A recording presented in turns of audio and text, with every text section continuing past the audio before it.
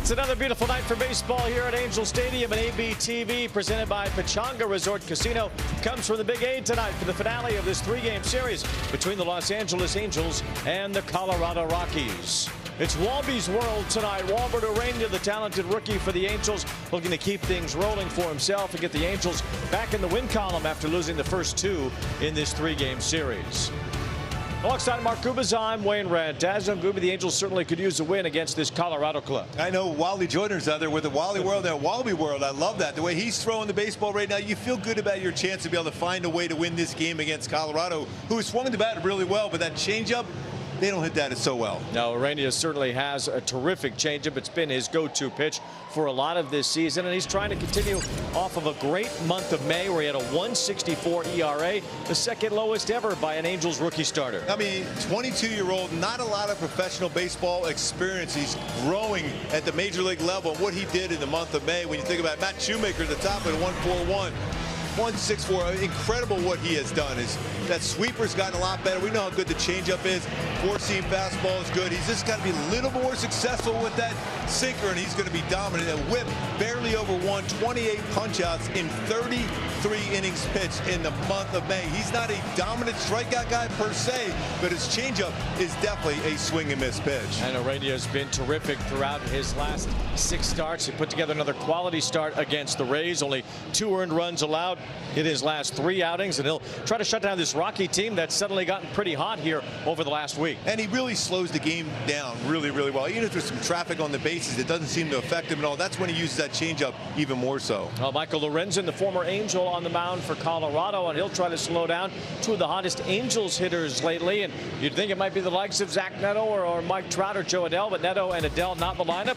It's Jose Siri, it's Wade Meckler. Well, seriously, yes, Siri being seriously doing everything so well. Robert, a would-be grand slam, and then the next day hits a grand slam. The 2 of them at the top as far as OPS for this club, and that's what's so impressive about Siri. Always brings all kinds of energy. That's the beauty about him. And then you got Meckler, the youngster from the Anaheim area. His first inning as a halo slams into the wall, and then he eventually hits a grand slam down there in Tampa. Also, he also had a 3-run home run off the ground in that same game. We made that sliding catch. So a lot of energy. They want to go out there and perform at that level where you expect them to be. I'll tell you what, it's infectious watching those guys play. And those 2 are Verizon reliable performances coming from Siri and Meckler. Meckler will try to go Anaheim against Anaheim with Fullerton on the mound, with Fullerton's own Lorenzen on the mound tonight. And Lorenzen's given up a lot of hits on his fastball this year, so it plays out perfectly for both Siri and Meckler going against Lorenzen's fastball. But he's a good friend of ours. So hopefully, he'll give up enough runs to be able to get that loss, but hopefully he'll be out there battling like he always does. And the Angels just trying to avoid a sweep here tonight against the Rockies. Colorado has never swept them in a 3-game series. We'll have it for you coming up.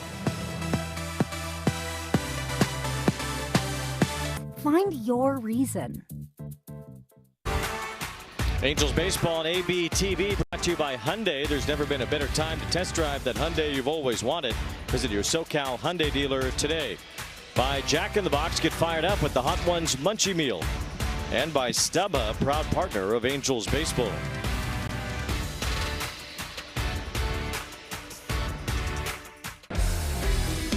Another good one from Walbert Urania. That's in there, strike 3. That was a beauty.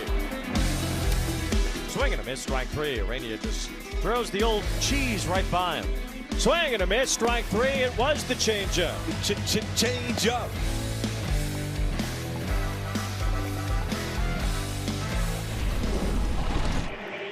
Walbert Urania getting ready for another performance here tonight, trying to keep going what has been just an excellent 6-start stretch for him. And it's so under control, too. And, you know, obviously there's some pressure on a young pitcher like this to be able to stop this losing streak here and be able to go out there and at least win one of the games here against the Rockies. My go-tos for him to have that big game, which they desperately need from him, and some length today.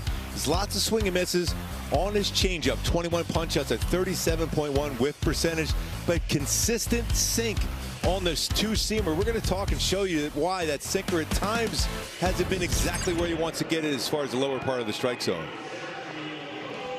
Sure, the lineup for Colorado, team that's been swinging the bats well lately. Jake McCarthy in the leadoff spot once again for the Rockies. TJ Rumfield today was named the National League Rookie of the Month for May.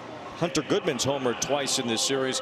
Troy Johnston hitting over 300 playing first base tonight. And Kyle Karros, son of the great Dodger Eric Karros, at third, as we see Warren Schaefer, who took over midseason last year as the manager of the Rockies, his first full year and trying to guide them into a better spot. Right now they're in 4th place this late in the season for the first time in 4 years. So a lot of last place finishes here lately for Colorado. They're really playing a lot more aggressive baseball. We're seeing them making more consistent contact too, but they're going first to third, stealing some bags. Much better of late for them. And the defense behind Urania today, out in right field today, Jorge Soler making his 8th start out in right field. Last year he had 40 games out there, 1 defensive run save, so he's been pretty effective out in right field. Siri out in center, he's going to be that guy to cover a lot of ground. Meckler also in left. In the infield you got Walton, Peraza, Madrigal's playing second, Grissom and O'Hoppe behind the plate. So the Angels will try to avoid being swept in a 3-game set for the first time ever by the Rockies. Only time Colorado has swept any sort of series against the Angels was in the first year of interleague play, a 2-game series in 1997. Here's McCarthy leading off, and the first pitch is in there for a strike at 96 from Walbert Urania. This is a nice little get over first pitch at 96. Good way to get it started for Urania tonight. He has been so solid since the beginning of May. And McCarthy flips one off the end of his bat. Long run for Meckler. Good jump and a sliding catch in foul territory for Wade Meckler. Reminiscent of his first game at the Big A in the first inning, sliding towards that little short wall. Siri like, that's a good play. I like it. Towards the end of the bat, good jump. He's playing a little bit more over to left field. Well, he's had some room. He remembers that wall pretty good. He goes, uh-oh, I'm going to make sure I get that slide in and get up before I run into that wall again. Nice play by Meckler. Just like we talked about in the opening, bringing the energy. Well, Meckler in left field, Siri in center tonight with Trout DHing. And a ball to Tyler Freeman, getting another start in right field for the Rockies.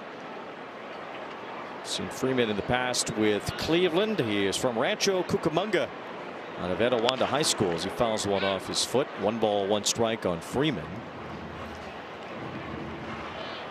This Rockies team has played hard. They have been able to swing the bats a lot better over the course of the last week at least. And they're just trying to get things in the right direction in a very tough National League West. The Dodgers, Padres and Diamondbacks all playing very well. Rockies have no illusions of winning that division this year, but they just like to take steps forward after a 119 loss season a year ago. And it seems like they are taking steps forward. Yeah, they are. Missed that contact they've been making. They've been pretty patient, at least in this series against the Halos. I got to figure out the pitching. It really is their biggest issue right now. Their starter's ERA 5.68. Freeman grounds one to the shortstop. Oswald Peraza has that in front of him in a strong throw. Boy, that was a great sinker there, Wayne. That ran right in on the hands. That's the ideal sinker you want. Not able to get that barrel out. Starts in the middle. Look how much it runs in on him. And is it soft contact? And it's 76 miles per hour exit velocity on that. It looked like it's a hitter. You're thinking it's right in the middle of the plate. And before you get a chance to get the barrel out, it's on the handle. 2 out, nobody on, and Rumfield is the batter. He's the DH tonight. I mentioned he's the National League Rookie of the Month for May. And Rumfield is now hitting .286 in his rookie year with 8 home runs. O'Hoppe, what did he want to challenge this and didn't get it in, or what happened here? He said he's tapped his helmet. O'Hoppe's frustrated. Now Kurt Suzuki will come out. Bill Miller, the third base umpire and crew chief, will join the conversation. That was a strike also. Yeah, very much a strike. Over the outside corner. We'll take a look at what O'Hoppe did. The catcher is challenging.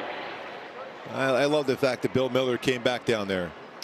Yeah, Bill Miller kind of took over and said he saw it and overruled the home plate umpire then, Chad Fairchild. So the challenge does go off, and the Angels will win this challenge. Strike. Los Angeles has 2 remaining.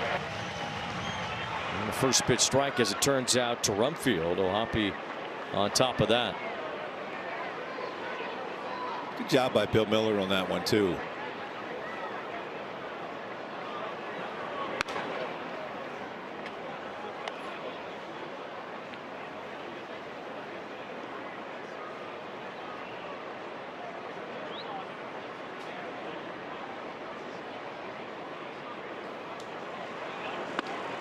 2 balls and 1 strike now on Rumfield. So far, a couple of his changeup he's left upstairs. That means that quick adjustment of keeping that shoulder in and getting the hand and arm at the right angle to be able to drop that changeup down. He's got 2 outs to start things off here tonight. And now a strike on the outer edge to Rumfield makes it 2-2. Last start, 1 run allowed in 6 innings. 1 run allowed in 5 the outing before that. No runs in 6 innings before that. He's given up 2 runs or fewer now in 6 straight starts going back to May 1st. And his poise, his comfort on the mound, he looks like a veteran out there a lot of the time when things start to get tough. He doesn't wilt at all. He's got some life and run on his fastballs between his 2-seam and 4-seam already. Remember, when you think about his ERA on the season, it's still incredible overall. But he had that tough outing down in Houston in relief where he threw that ground ball away at first base and kind of went away from him. Chopper foul keeps it 2-2. Other than that, he's been incredible. That sweeper is big for him.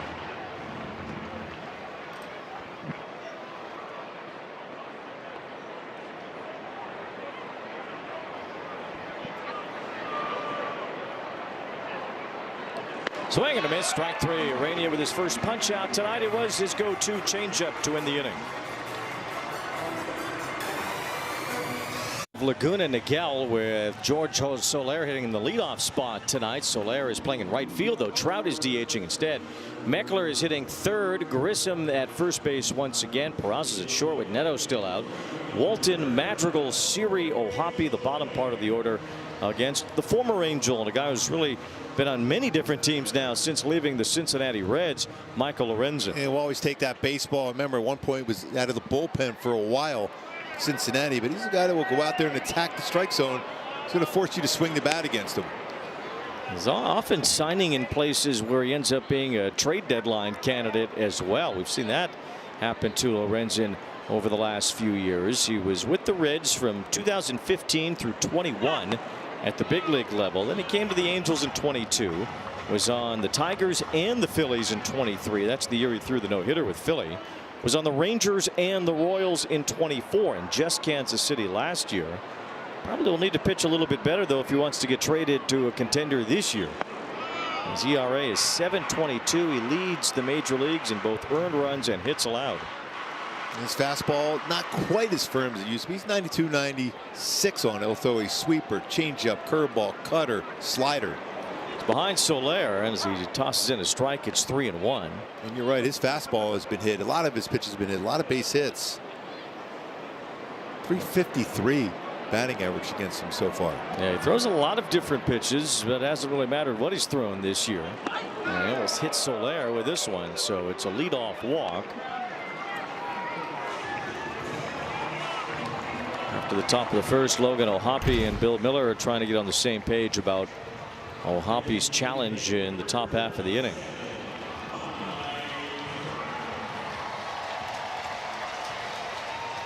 Yes. Jose Soriano says it's really easy. Just supposed to hit yourself on the head. Yes. There's Trout looking at a strike against his former teammate Lorenzen. Which anybody in the modern game, if they've crossed through the Angels at any point during their careers, they're a former teammate of Trout at this point. There's a rocket towards center field. Moving back, McCarthy, though, will have some room. Ball was hit well by Trout, but stood up for McCarthy. 1 out. My go-to is to be successful with a swing like that. Hopefully that'll continue against Lorenzen here tonight. Is drive those fastballs throughout.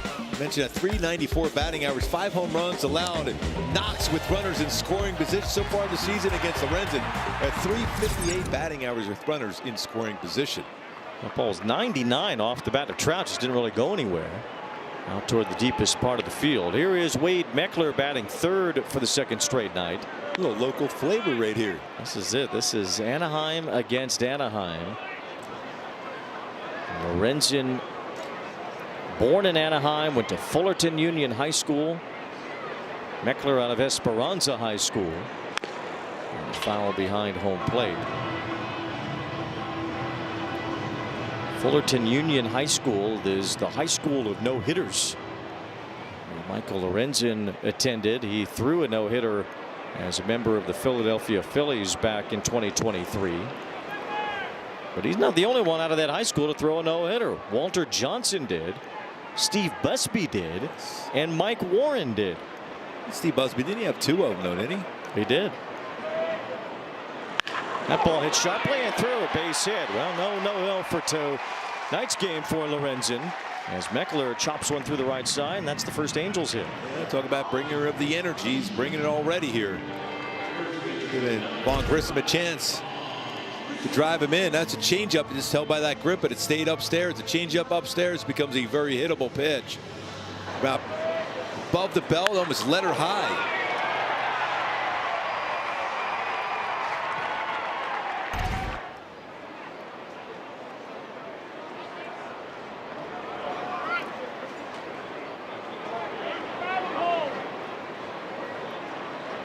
There's Vaughn Grissom taking ball 1. A couple Hall of Famers went to Fullerton Union. Mentioned Walter Johnson already. Archie Vaughn went there. Del Crandall, longtime major leaguer as well.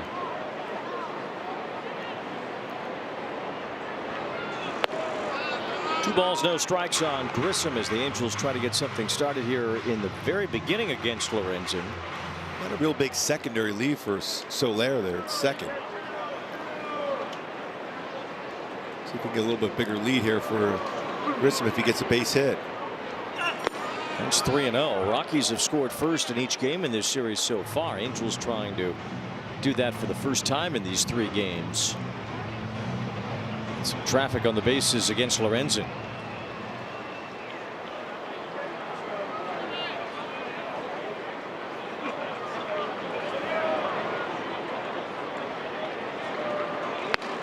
That's a strike. Very similar to the bat against Soler.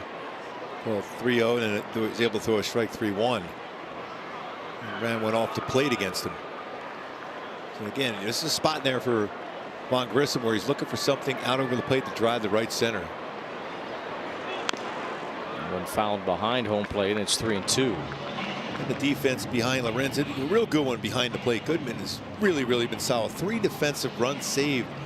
We know how good he could swing the bat, but he's been real solid defensively. He's thrown out about 19% of base stealers too. Thompson, McCarthy, Freeman in the outfield for Lorenzen and the Rockies, but that's a real solid defender behind the plate for the Rockies tonight. It's 3 balls and 2 strikes to count. And Grissom lofts one to left pretty deep. Thompson going back for it. He'll have some room. Grissom just missed that one. A couple of hard hit outs here in the first inning, but outs nonetheless.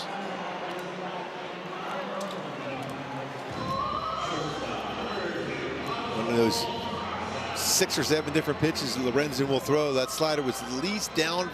That's the only reason why that stayed in the yard. So 2 down, and now Oswald Peraza bats. One thing about Lorenzen this year, yeah, he's got a high batting average allowed, but especially so against lefties. Angels, though, without Nolan Shotwell, who's on the injured list. Moncada's on the IL, so some of their left-handed bats are missing at the moment. A lot of right-handers end up in the lineup here tonight against a guy who's really struggled against lefties. Meckler, a left-hander with a base hit. And there's a strike to the right-handed batting Peraza. Lefties are hitting .425 against Lorenzen. With 8 home runs allowed too. 1239 OPS, on pace to be the highest for any starting pitcher in the last 50 years. 1 ball, 2 strikes on Peraza, but the Angels just naturally cannot take much advantage of that with only 2 lefties in the lineup tonight, although one of them on deck in Walton.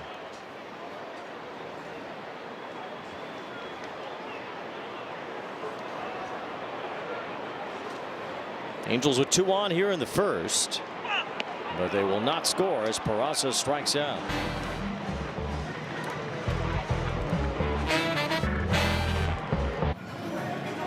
The hometown halo, Wade Meckler, has done nothing but make great plays in the outfield and crush baseballs since he was recalled to the Angels on May 26. We talk about the offense, second highest OPS for the Angels going back to May 16th, batting third, for the Angels tonight for the second night in a row. I talked to him about that before the game tonight. He said he was joking with Donovan Walton the other day, even when he was at his most confident level, maybe when he was 5 years old, thinking he's going to get 4,000 hits in the show. He said, I never would have thought I'd hit third in a big league game, yet here he is. But all of this leads to health. He said the injuries have made it so he hasn't been able to play up to his capabilities, hitting on one leg last year basically with a torn quad, the year before that a broken hand. So really the first full healthy season since 23, and really feels like the adjustments he made in the offseason came to fruition. Guys, he said he went to a gym this offseason who looked at movement deficiencies, tried to figure out what's causing all the injuries, found some things in the swing as well. So a combination of a cleaner swing, moving cleaner,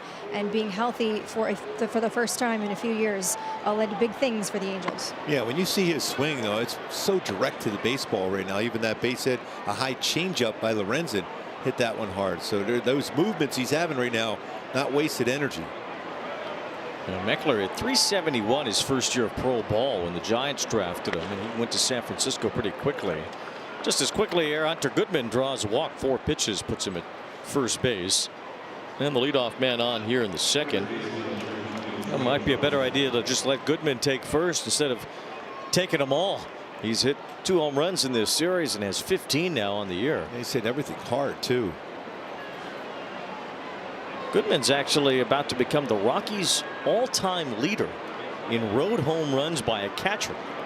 There's only one behind Chris Iannetta for the most road homers ever by a Rockies catcher. That's hard to believe. Oh, old buddy Chris Iannetta caught a no-hitter. He did. Even in the heyday for the Rockies, they really didn't have a great power-hitting catcher. Joe Girardi was their catcher early on, and they never really had too much power at that position over the years. Something in Johnston's eye.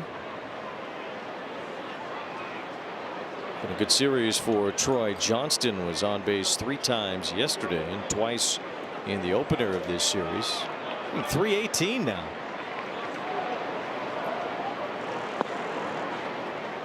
One ball, 1 strike on Johnston.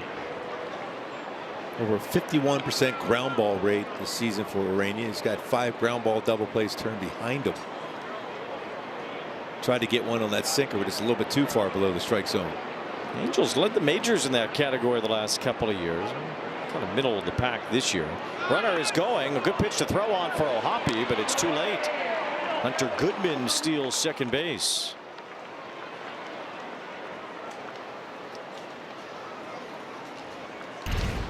This is 4th stolen base. Pretty good jump. It looked like O'Hoppe could get a real good grip on that one too. Takes away that double play ball. It's the 50th team stolen base for the Rockies. Johnston couldn't handle that sinker as it ran away. Colorado at the 9th most team steals in the major leagues.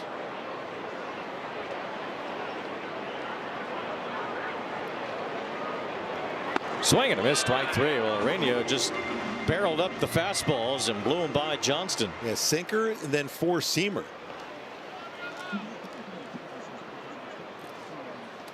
Look at how he tunnels his pitch. Take a look at our Statcast to be powered by Google Cloud.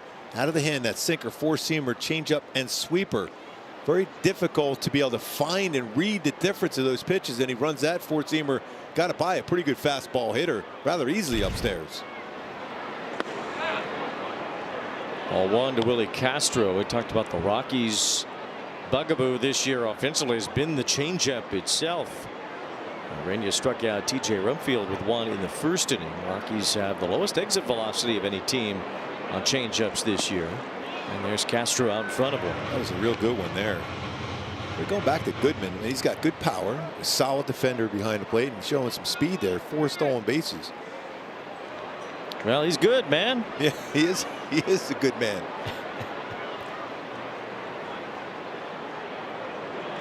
There's Castro popping one up, shallow left. Meckler comes in for it.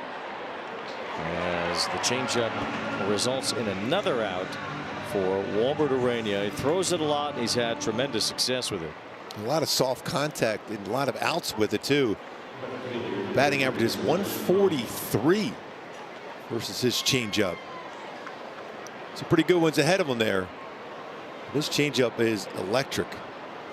One thing that's in our game notes here is how effective his changeup has been following a fastball. Sterling Thompson is the batter as he looks at ball one. So you see the fastball there. Now when he comes back with a changeup on the next pitch, opponents are just 1 for 27 on the changeup in that instance. Part of his Wayne, because it's that same plane in there, and it's about a separation about 6 or 7 miles per hour on it. He tried it. The count is 2 balls and no strikes. Entering tonight, Urania with the second best changeup in the majors as far as run value, only behind Christopher Sanchez, who had his long scoreless streak come to an end tonight, but still pitched a really good game against the Padres. 50 2/3 innings. Not giving up a run before finally giving up one. The longest streak by any pitcher in the major leagues since Oral Hershiser broke Don Drysdale's record in '88, and the 5th longest of all time. Lost it with 2 outs in the 7th inning against the Padres today. A team that doesn't score much. 2 balls and a strike. And a little bouncer here towards short. Peraza will play it to first on the run and in time.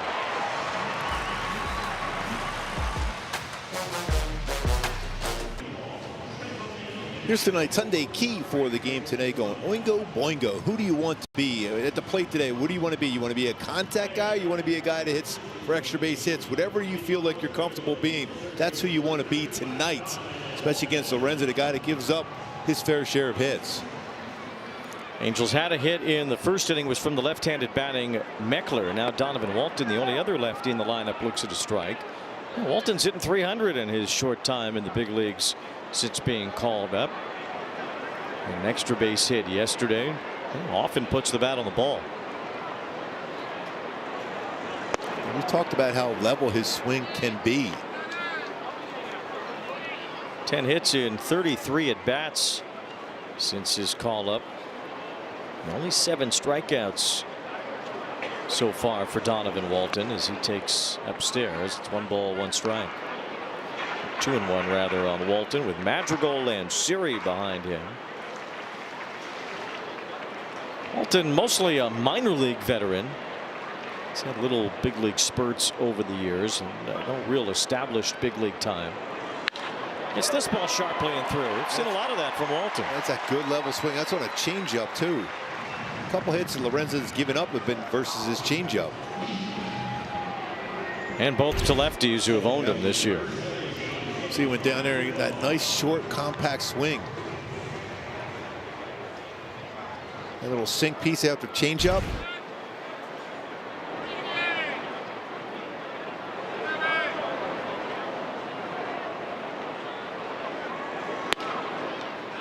Ball 1 to Nick Madrigal, getting a start at second base today, with Zach Neto still not in the lineup. Angels just don't want to rush Neto, want to make sure he's feeling right before he goes back out. The team has an off day tomorrow. The eye black is looking in really good shape. Yes, it is. Madrigal's a guy that you can situational hit. You can go hit and run with him too.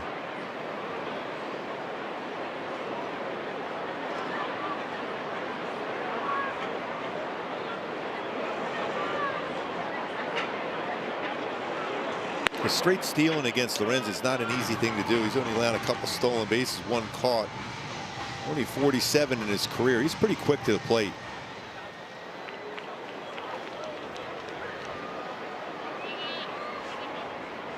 Already a couple. This will be the 3rd 3-0 counts. Went in there to Madrigal, 3 balls and a strike. Madrigal had 2 hits in his Angels debut. He's not had one since then. Former 1st-round pick, and a very high pick at that. The White Sox made Madrigal a top 5 pick.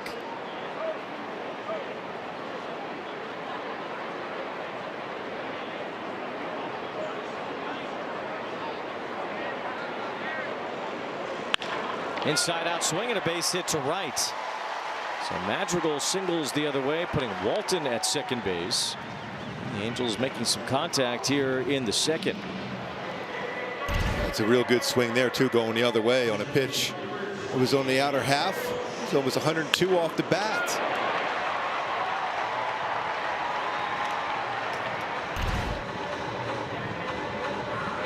The Angels trying to have it set up here. Jose Siri is on his way to the plate, and we'll have a quick ride with Hyundai. A car that sees what you can't, how it should be. The Hyundai Tucson. Already some traffic here against Lorenzen, coming in with a whip of 1-9. So nearly 2 base runners per inning. There's quite a few of them already twice today with 2-1.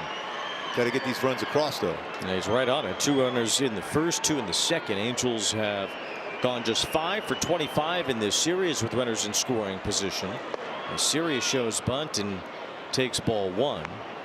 Looking down to third base coach Keith Johnson for the signs. They were out bunting. Everyone was out bunting earlier today. I mean, real early today.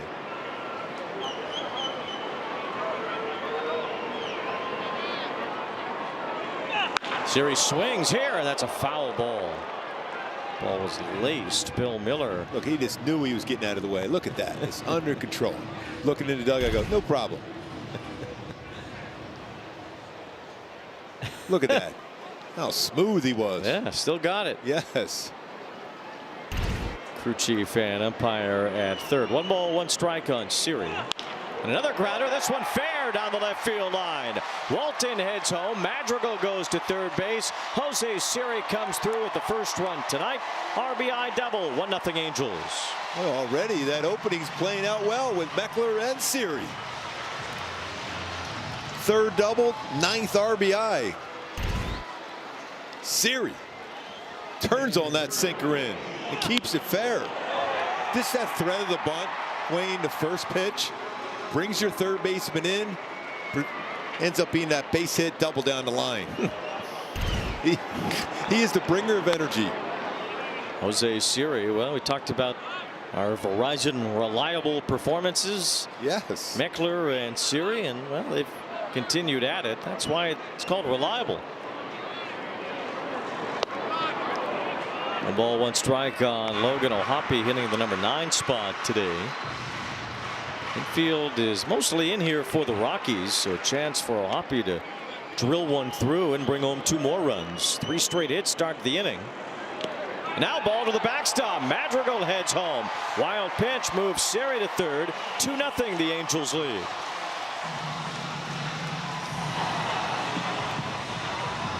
What a slider well off the plate. Usually when you think of Goodman back there, he's going to try to be able to turn the glove the other way around and keep that in front, unable to do so. Just skipped right past him, so the Angels now lead by 2. The Rockies keep their infield in as well now with only a man on third and no outs. So O'Hoppe dribbles one through, a base hit. Another inside out swing as O'Hoppe goes the other way. 4th straight hit. 3 runs are home, and O'Hoppe has an RBI. Yeah, going the other way. That's good to see that. We go back to the key of the game. Who do you want to be? Do you want to be the guy that makes some contact? That's exactly what O'Hoppe was on that one. There's times call for driving the ball deep in the air. There's time for contact, and he was able to do that and punch it by the first baseman. So the 6 through 9 hitters for the Angels all get hits to start this inning.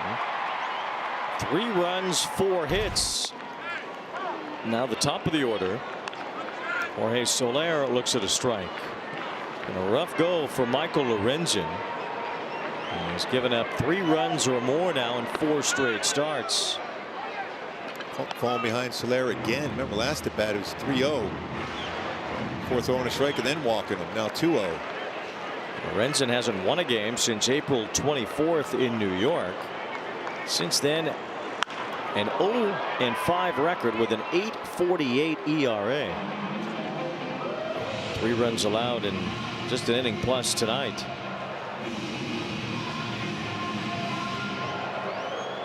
Soler's had a good series, batting leadoff throughout these 3 games. 4 for 9 so far, and a leadoff walk tonight.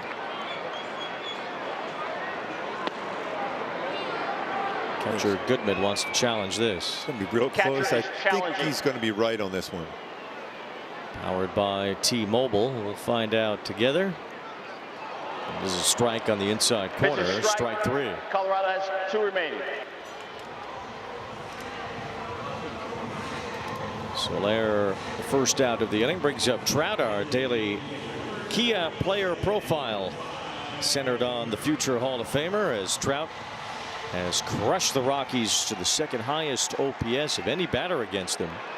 Adrian Beltre already in the Hall of Fame, #1. I'm going to say a lot of those guys are in the Hall of Fame. They're on the way there. Yeah, Miguel Cabrera certainly on his way. Beltre's in. Trout will be in. Pudge in. The ball's in a strike on Trout. Well, All-Star voting started today, and Mike Trout's name certainly should be considered among the American League outfielders. I feel like there's a real good chance he's going to get voted in. All-Star game will be in Trout's home area of Philadelphia. Hard to believe Citizens Bank Park has never hosted the All-Star game. Usually the new stadiums all get a turn, but they must have skipped that one. Last time Philly hosted the All-Star game was 1996 at Veterans Stadium. Soriano is going to be in that conversation also. Got to get back on that roll again, though. Now 1 ball, 2 strikes. 2-2 now on Trout. Depends what the Angels need. An Angel hasn't even appeared in the All-Star game in the last few years. It's been only pitchers the last couple of seasons, and Shohei was the last Angel to actually play in the All-Star game. 2-2. And now full count on Trout, who is an 11-time All-Star. 3-2 count, too. Mr. Full Count, Mike Trout. Short lead for Oapi, but he's running anyway, and it's ball 4. So it's another walk for Trout, his 59th base on balls. He is walking at one of the highest rates in the major leagues in the last 20 years. He would have the second highest walk rate over the last 20 seasons if he keeps right where he is right now. Only Juan Soto in 2021 had a higher walk rate than what Trout does right now. Another base runner for the Angels. And the amazing thing too, Wayne, a lot of those walks, they all started with like either an 0-1 or 0-2 count to work back to a walk. He's taken a lot of first pitch strikes.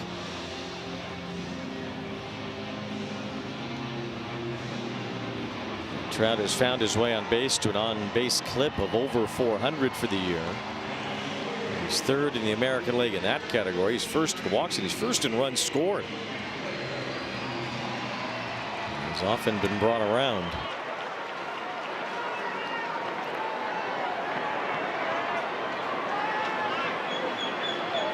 Here's Wade Meckler with runners on first and second.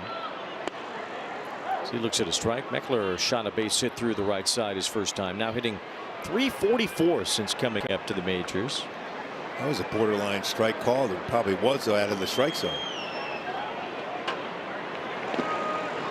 Pitch in the dirt. Oapi thought about it but stayed put after it was blocked by Goodwin.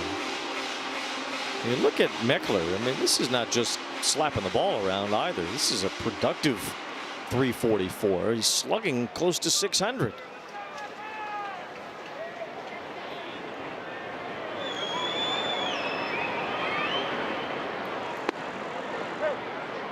A close one over the inside corner, and it's 1-2.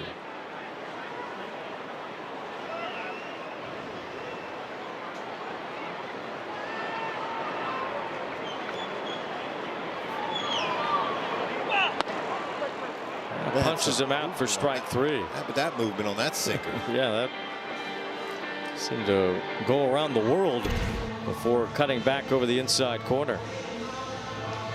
Boy, Mike Maddox looking from the Angels dugout said that looked a lot like his brother Greg Maddox, a two-seamer.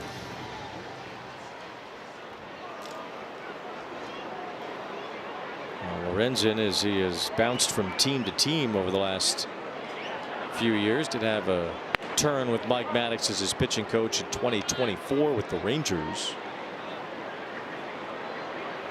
kind of started to fade in the second half of that season, so they shipped Lorenzen to Kansas City, where he pitched well at the end of the 24 season.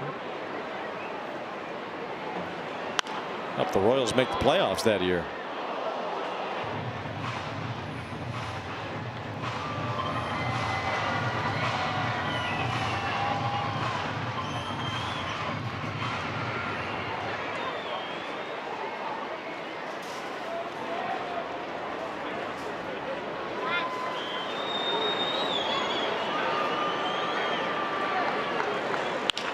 Line drive, shallow left, base hit. Grissom dunks it in. Around third, O'Hoppe trying to score, throw home, gets by the catcher. O'Hoppe safe. Trout goes to third base, and on to second. Grissom, RBI for Vaughn Grissom. It's a 4-run inning for the Halos. He had 11 of them on that last road trip. Picks up an RBI here. Tell you what, that was a pretty good throw. I think if he's able to control that baseball at the plate, I mean, that's going to be an out.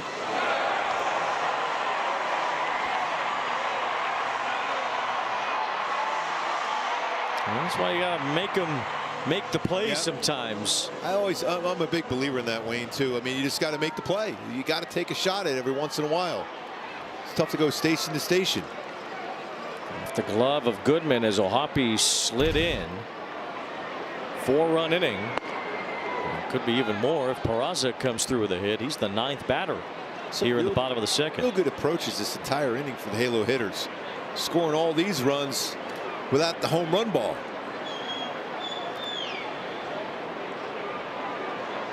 There's another one that gets away. Trout comes home. It's 5 in the second. 2 runs have scored on wild pitches. The Halos will take it. It's been a tough series so far. So far, so good for the Halos in this one.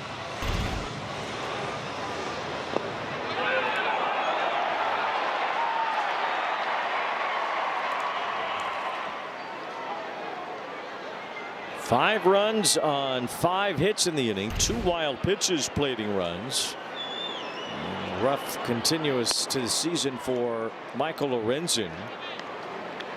It's not a lot of strikes thrown for him. Usually a guy that is around the strike zone. Hasn't been as much this season. So have 57 pitches, is 31 strikes. Ground ball, base hit, another run. Oswald Peraza sends Grissom home. 6-0, all 6 runs in this inning.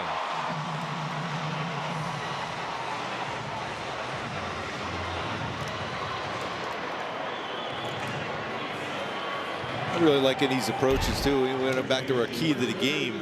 Who do you want to be? The contact hitters. There's a lot of good contact results in all these runs, 6 of them.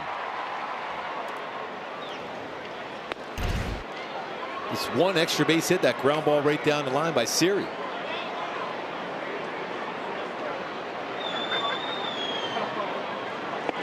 Walton out in front of that. Angels with 4 hits with runners in scoring position in this inning. They had 5 in the first 2 games total of this series. Those numbers continue to rise against Lorenzen. The .358 batting average of runners in scoring position. That'll jump even more. Yeah, everything jumping here, including the ERA now. 7.93 for Michael Lorenzen. Fly ball to left center off the bat of Walton. Angels bat around. They swing to a 6-run second against Lorenzen. And some really good approaches and swings throughout this entire inning, leading to 6 runs. Walton be able to turn on that one. Going the other way, Madrigal.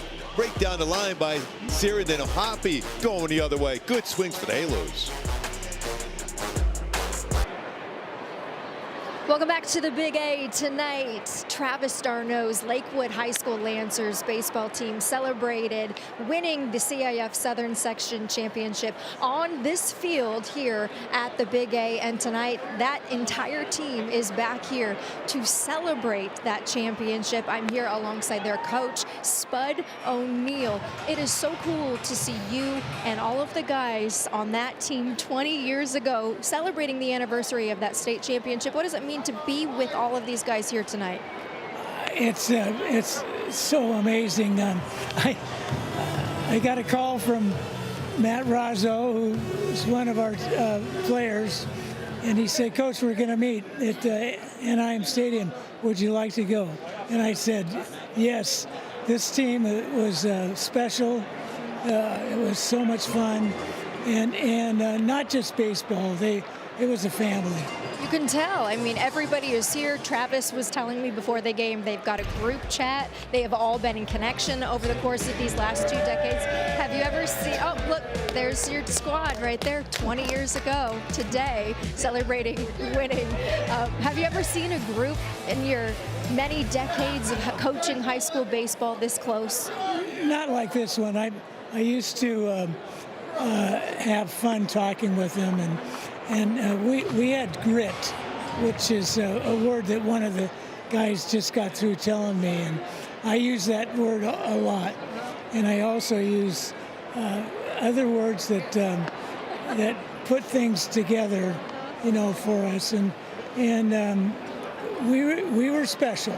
And not many teams could beat us in those days. Well, I guess not, but you were just telling me about what you remember from that night. A big play happened pretty much right in front of where you're sitting to be able to win the game. We were, it was the last inning, and everybody thought, well, we're going to go extra innings. But we got a base hit right down in the right field corner. It turned into a double. Our runner at first, Brian Woods, who's here also, scored the winning run. I got a chance to see how fast I was because I followed him, and he slid one way and I slid the other. I love that. I love how it's so vivid, still fresh in your mind with such a special group. I know Travis wished he could be up here with you guys tonight, but I know you'll see him later to be able to celebrate. Absolutely. All right, Spud, thank you so much. Enjoy the rest of the night. Thank you very much. All right, guys. Well, there are so many great baseball programs, and Lakewood be one of them. So many major league players out of there, too. But just seeing those guys going up against those guys at the high school level, they're some of the best talent. It's almost like watching minor league baseball, these high school teams. Well, we talked about it tonight with Lorenzen and Meckler from the area as well. There's Travis Darno out of Lakewood. Every single time there's either an Angels game or an Angels opponent, we try to highlight all the players from around the area that are appearing in these games. And just look at these two rosters. There's a ton. There's a guy on deck, Freeman from Rancho Cucamonga. We've talked about Karros from the LA area. 0-2 on Jake McCarthy as he fouls one But off. coaching all those years over at Chaminade High School in West Hills, coming down to Anaheim Lions tournament, playing a lot of his clubs down here in Orange County. Even during the wintertime, we would come down and schedule a lot of games against teams like Lakewood, just to be able to go against the very best up there from the San Fernando Valley. 1 ball, 2 strikes on McCarthy. Arena, after the 6-run second inning, has had 2 quick outs to start the third. Punch out with a sweeper, too. There's a strikeout of Kyle Karros. Arena has fanned 1 hitter in each inning so far tonight. There's a little tapper toward the first base line. Arena let it go foul. Might have been a collision there had he aggressively gone after that ball. McCarthy flying up the line. Made that a little tougher for Arena to go grab it. And McCarthy wasn't getting out of the way of that either. No, probably the right idea ultimately. He might have gotten an out had he gone after the ball, but at what cost? Yes.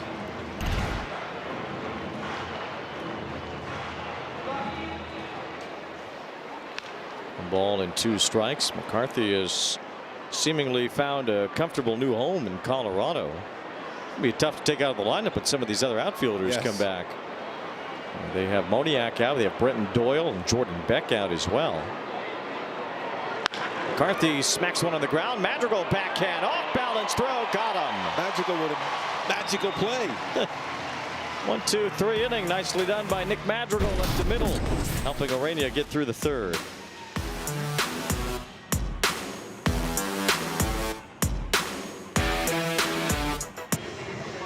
And your Angels bobblehead collection with a Yusei Kikuchi bobblehead. The first 25,000 fans on Monday, June 8th, will take home their very own Yusei Kikuchi bobblehead, courtesy of JAE, Japan Aviation Electronics Industry Limited. Visit angels.com/promotions. Automatic. You make a great play to finish off an inning. You lead off the very next inning. Madrigal at the plate right now. I don't think it's never not happened in the history of the game. That a player starts off in that You got First spot. Chuck Finley to Chuck stop Finley him in the house. Yes, Finn to win. There's a little swinging bunt foul up the first baseline.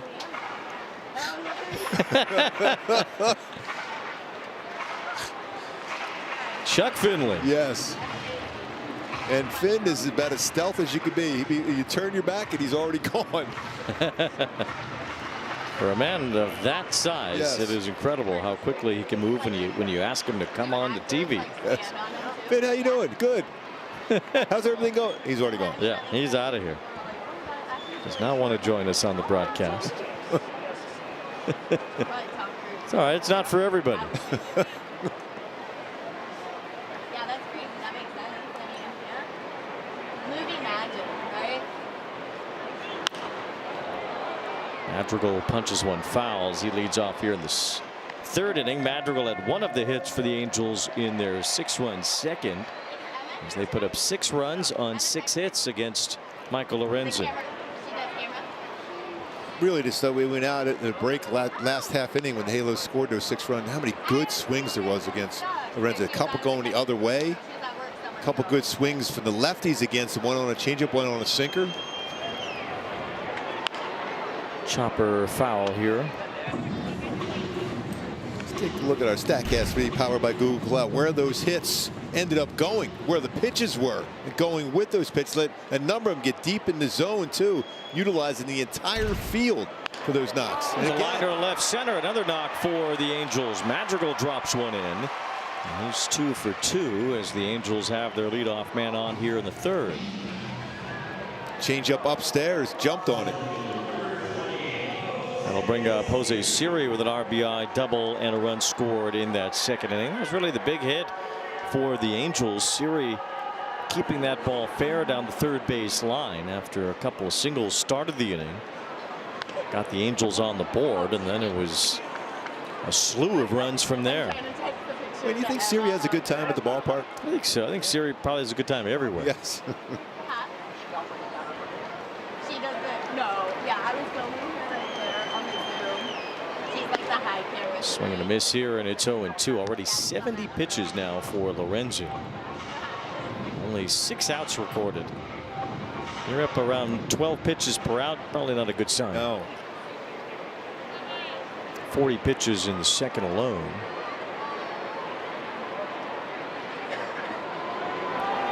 Hasn't been a ton of baseball necessarily squared up against it, but contact made though. Lorenzen does not have many strikeouts going this year, entering tonight's play with just 43 strikeouts in 59 innings. Well, he's punched out a few today. He had a 9 strikeout game here at the end of last season, which tied his career high. I don't think he's going to be around long enough to have a chance at 9 tonight. Still in tremendous shape though, as always. Well, he's jacked for sure. Yes. See how that ERA has scaled way up over the last few years. Siri could not hold his swing there, and that's strike 3.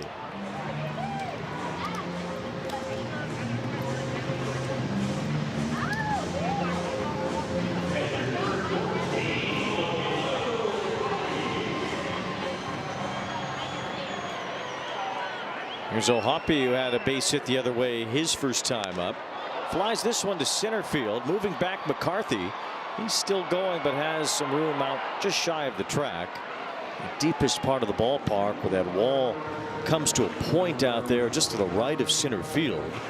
And O'Hoppe hit it right in that spot. Flies out. Swing though, so he had a base hit down the first base line and a long deep fly to center field. That's some good signs.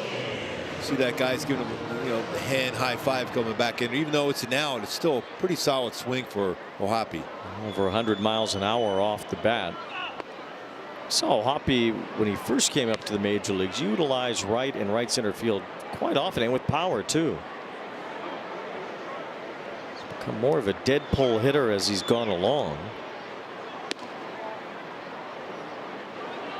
1 ball, 1 strike on Jorge Soler, who was walked and struck out today.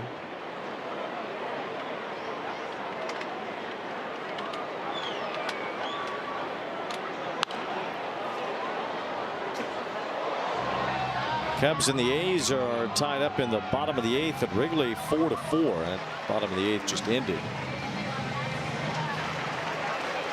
Dansby, Swanson struck out. Swanson having a tough time this year, hitting 184. Solaire's down on strikes as well. That ends the third.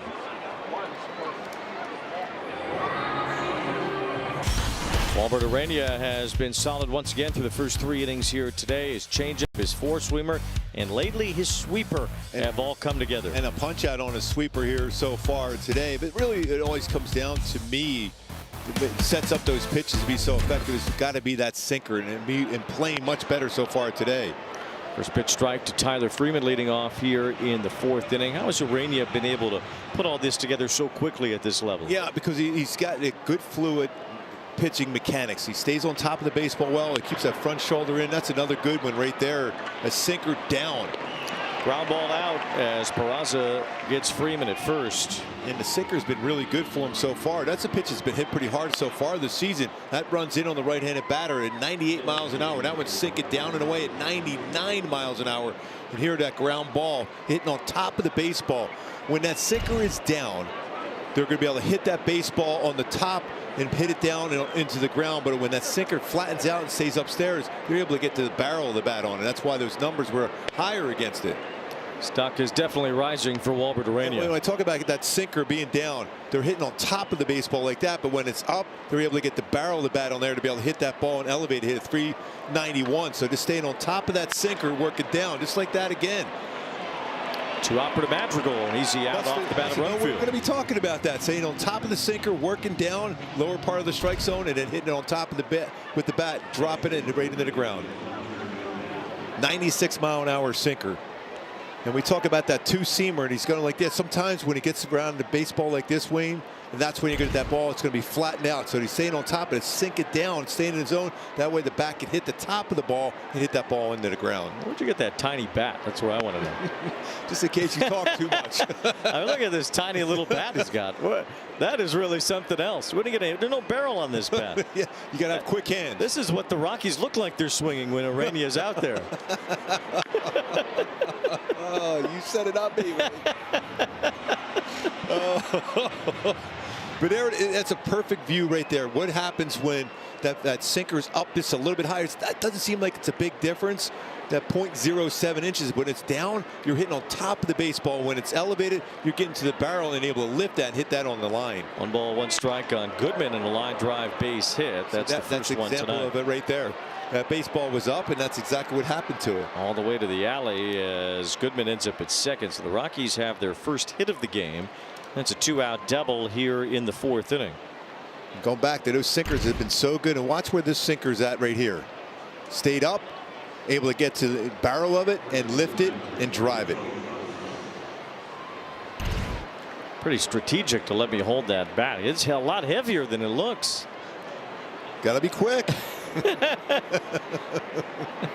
So now I know what I'm dealing with. I gotta make sure I'm in line. Yes, you better. Here is Troy Johnston, who struck out swinging his first time.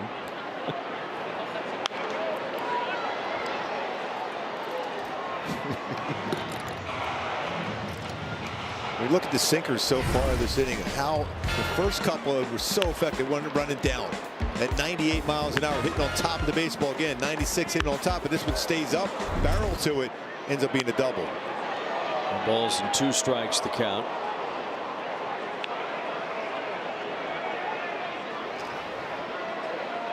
Johnston struck out in the 2nd inning. Urania's fanned 3 and now has allowed his first hit of the game with Goodman's double.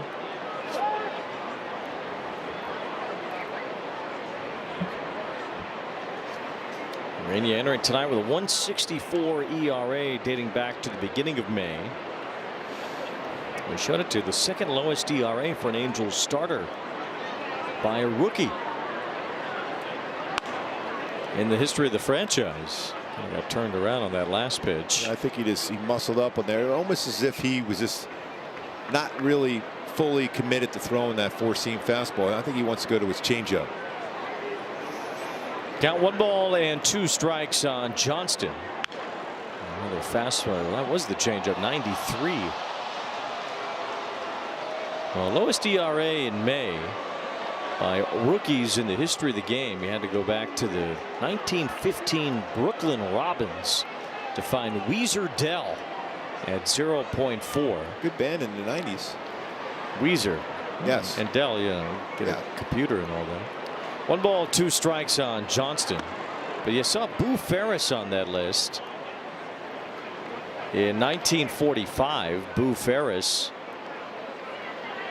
home plate umpire, went out to make sure Urania's keeping eye contact, I guess, with the batter. Boo Ferris ended up being the college baseball coach at Delta State University. And there was a young baseball player named John Grisham trying to make the team. Well, Grisham got cut and then decided he wanted to be an author. Yes. So that turned out pretty good. So Boo Ferris, who had that low ERA as a rookie in May 1945, ended up being a literary hero when he allowed John Grisham to follow his true talent, leave baseball behind, and become an author. That feels like the Moonlight Graham story there. Became a doctor and had one at bat. He was watching Field of Dreams last night. It was in 1978. And there's a fly ball to right, hit hard. It's Soler throwing his glove at it as it falls in. Behind Soler, over his head, RBI double for Johnston. Back-to-back doubles get Colorado on the board. Now Mike Maddox will come. A couple of the follow-throughs in that at bat. Yeah. It did not look like Urania was terribly comfortable. That changeup just stayed upstairs on that one. Yeah, it felt like when he was ahead 0-2, when he overthrew that four-seam fastball, just went out of sorts.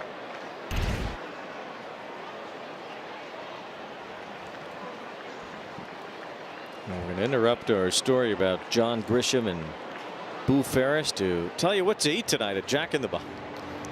Get fired up with my new Hot Ones Munchie Meal with a Sriracha Curly Fry Burger or Buffalo Chicken Tater Melt. Welcome to Jack in the Box. Well, as I grab something to eat, let's hear more about him. Well, Grisham wrote about getting cut at Delta State by Boo Ferris in a book called The Kindest Cut. So the author detailed it, how Boo Ferris handled it. And John Grisham, he went on to a pretty good writing career, I would say. Yeah, pretty good. 37 #1 bestsellers. That's pretty good, I guess. I remember a great movie. I'll just know the movie. I always wait for it to come out of the movie. The Firm. It's like George Costanza. Not read the book. Just go wait for the movie. Willie Castro at the. You remember that time he sat there with a family that just wanted to watch a movie instead of read the book? Makes all the sense in the world. Yeah, breakfast and Tiffany's, exactly. You get through the movie in 2.5 hours. That's done. Yes.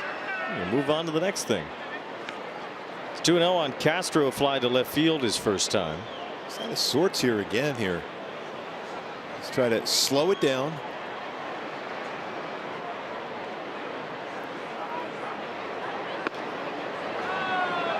Still touching 98 on that fastball, so the velocity is there, even if the comfort is not for Walbert Urania. That deep breath he just made right there. I still think when you go back to that 0-2, that four-seam fastball he tried to throw, Johnston, it was just out of his hand, not comfortable. And a 4-pitch walk puts Castro at first. So 3 in a row have reached here with 2 outs. A run has scored. The Angels' lead has been cut to 6-1 as Sterling Thompson bats. Grounded to short his first time with their 6-run second inning. The Angels had one of their highest scoring innings this year. Season high was just the other day at Tampa Bay. They put up 7 in the 9th inning of that game against the Rays on Saturday.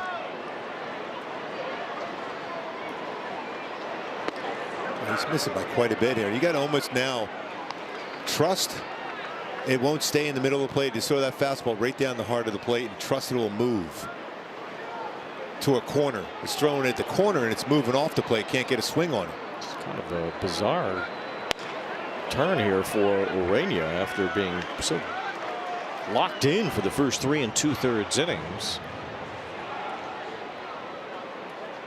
The back-to-back doubles which brought home the first run of the game. Willie Castro drew a walk. Now behind Thompson, 2-1. I don't see it often for Urania. You can just see it in his face right there. He's just not happy with what he's doing on the mound himself.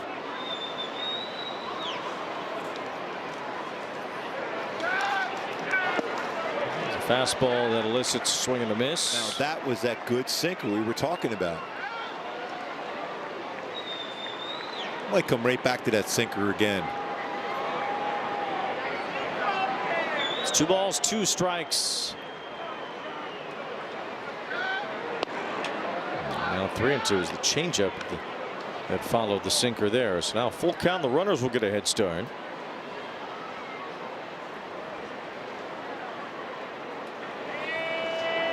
Let's see a plethora of 97s here. Nothing is lost in terms of velocity. 3-2. And strike 3 called on the outside corner. Thompson wants to challenge it. This is going to be close. It's going to be real close. The hitter is challenging.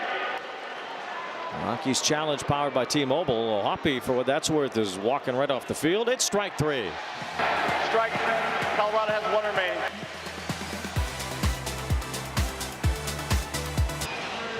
Christmas is coming early at Angel Stadium. The first 25,000 fans Friday, June 26th will take home a plaid Santa hat courtesy of Discount Tire and Service Centers. Angels.com/promotions for more info on Christmas in June today. Angels 6, Rockies 1, and Trout has to duck away from that fastball up and in from his former teammate Michael Lorenzen. Slider, so you know that slipped out of his hand. Now Trout slips one towards center field. McCarthy turned around a moment, but able to locate the ball and make the catch. Trout lines out to center for the 2nd time tonight. I'm sure there was a quick conversation there with Lorenzen and Trout as he went by him. Well, my bad. It seemed like it. Trout's hit it hard a couple of times now, but nothing to show for it in terms of any hits tonight. He did walk and score in that 6-run 2nd inning. Here's Wade Meckler with a base hit in the 1st. And grounds one up the middle here. It's by Castro into center field. 2 hits for Meckler tonight.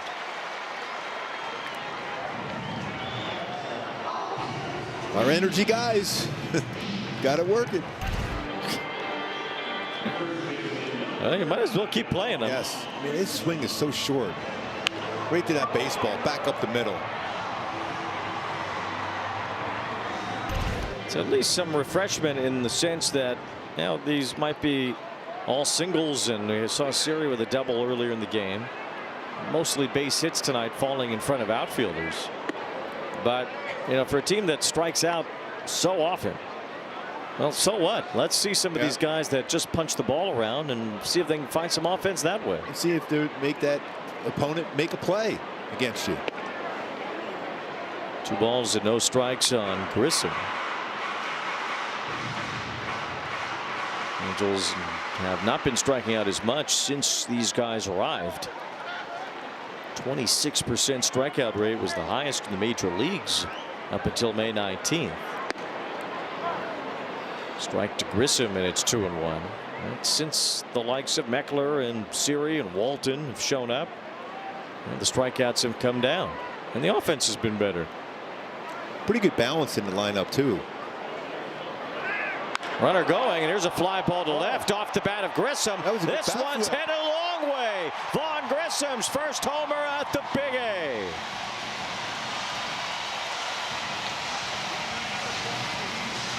The wedding crasher. It's Vaughn Grissom. He knew it right away. Bat flipped it. Wow. He said, I know there's been a lot of singles, but you know what? Big fly. That's 3 RBIs for Grissom now tonight, and 27 on the season. That'll be the last thing Michael Lorenzen sees tonight. 8 runs given up by Lorenzen. It's all Angels here tonight.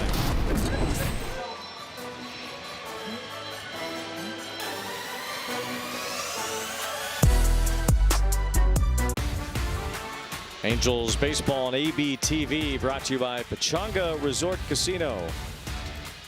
It's more like a bat drop almost than a bat flip from Vaughn Grissom, but it was a long home run. He crushed it. He knew it. He has his first home run here at home this season. At number 5, and number 5 hit his 600th career home run here on this date a few years ago. Albert Pujols did that in 2017 against Irvin Santana. Grissom's got a long way to go to 600, but he's working his way there. He certainly is, and he's been driving in some runs for this ball club. Adding a lot in the middle of the order. 27 RBIs now. He's tied with Neto in that category. He's ahead of Shonowell in that category. Joe Adell is the team leader with 34. Grissom not even all that far behind that. Strike to Peraza, and it's 0-2. 8 runs, 10 hits given up by Lorenzen. So already entering tonight, the major league leader in hits allowed and earned runs allowed. He only goes 3 1/3 innings, so he's at 60 2/3 innings for the year, with 99 hits allowed and 54 earned runs. His ERA now climbs above 8. 99 hits in 60 innings. That's amazing.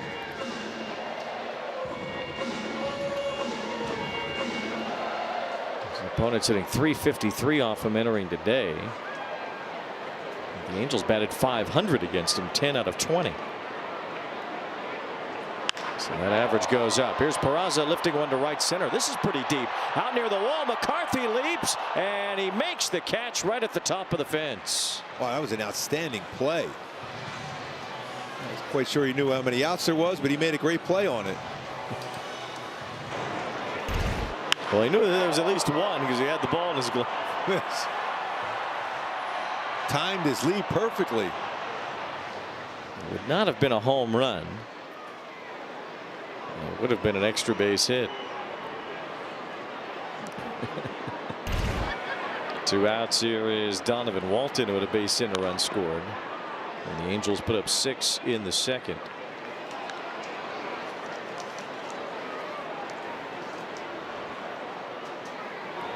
Dodgers lead the Diamondbacks 5-0. They're in the 4th inning at Chase Field. Kyle Tucker is at a home run for the Dodgers, just his 5th.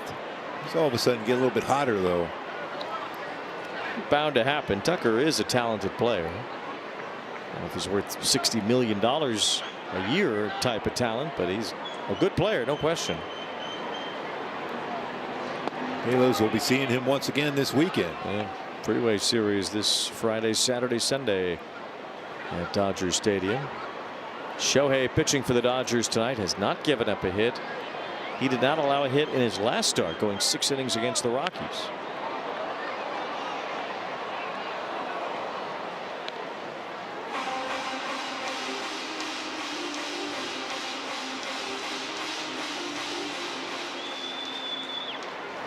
Angels will not see Shohei pitch this weekend, but certainly see him back. He hit him pretty good last year. Fly ball to center from Walton. McCarthy back for this one. Still going back as he makes the catch just before the track. Vaughn Grissom on track here at Angel Stadium, his first home homer.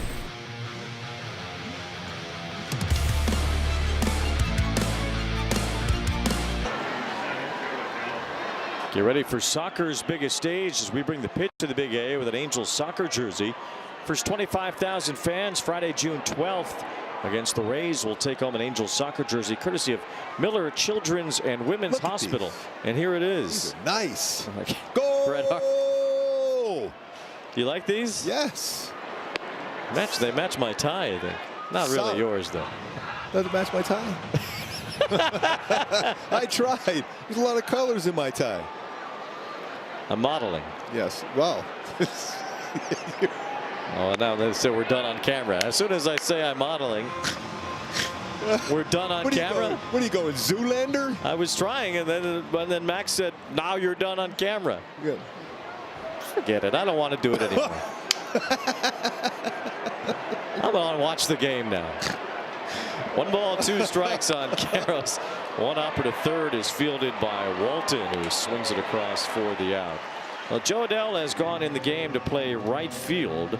We know that Soler has had his problems with his hip or groin or whatever down there underneath the lower half of the body for Soler. So we haven't seen him much in the outfield. We only see him for about 4 innings in the outfield today, as Joe Adell goes back to his normal position in right field.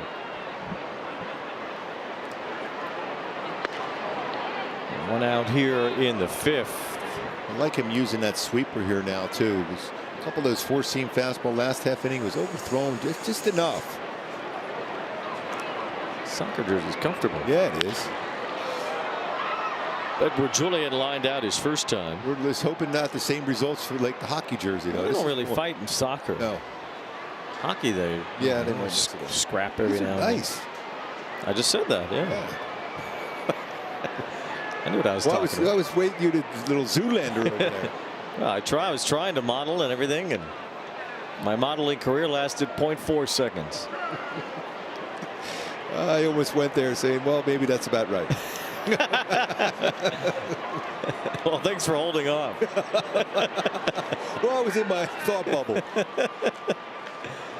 To keep those bubbles in. 3-1 the count here on Julian.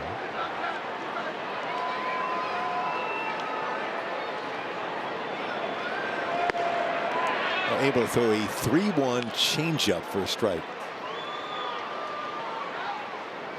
Impressive.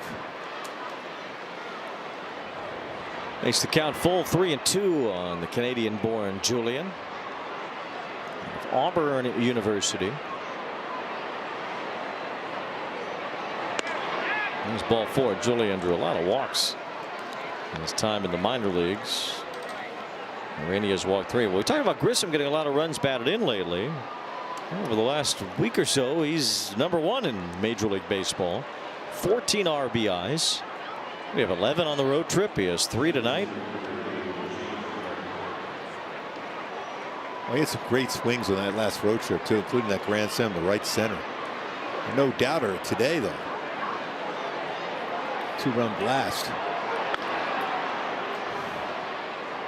Well, Grissom kind of got skipped over in Atlanta. It looked like his time was coming there after Dansby Swanson signed that free agent deal with the Cubs. Atlanta traded him to get Chris Sale. He never really got playing time in Boston. This is his 40th major league game this year. With just a couple more, he'll have a new career high in games played at the major league level in a season. This is really the longest opportunity that Grissom has had to establish himself as a major leaguer. He's trying to make the most of it. He's done a real nice job. He's played a couple different positions too, from first, second, third. By the way, this is a good conversation with O'Hoppe. This is trying to settle down at Rainey.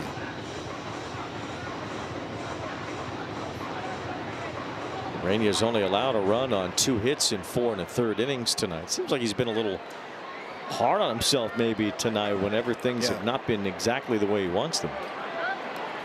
He feels how important it is for the team to play well here tonight. He's taking it all on his shoulders, and he's overthrown a few pitches so far. Got a break on that one there. That sinker had some movement to it though. Some serious movement to that sinker.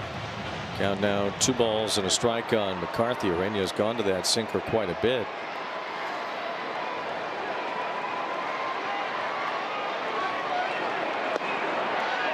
It's on the outside edge, 2-2.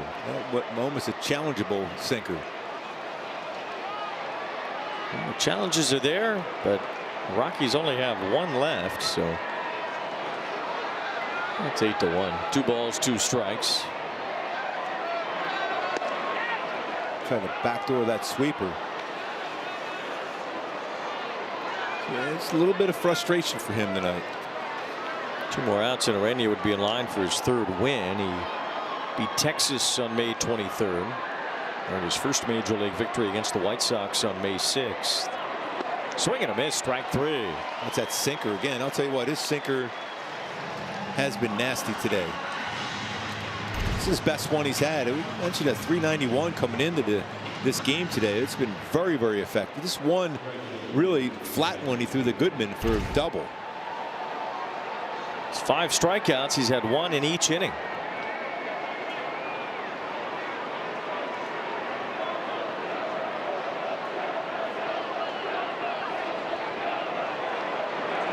Tyler Freeman with a fly ball to left. Moving back for it is Meckler. He's out near the wall and he leaps up and it's gone. It's a home run. It lands in the Rockies bullpen as Tyler Freeman cracks his 3rd homer of the year. That sinker stayed up. Makes it 8-3. The Rockies have made the most of their 3 hits, scoring 3 runs now. See a couple of sinkers, only the 2 ones today that had stayed upstairs. Both have been hit for extra base hits. He had a little bat flip himself on that one. Meckler just ran out of real estate. Maybe thought he had more room, and that wall snuck up on him, and ball landed in the bullpen. I trust, though, that if that fence wasn't there, he would have caught. Yeah.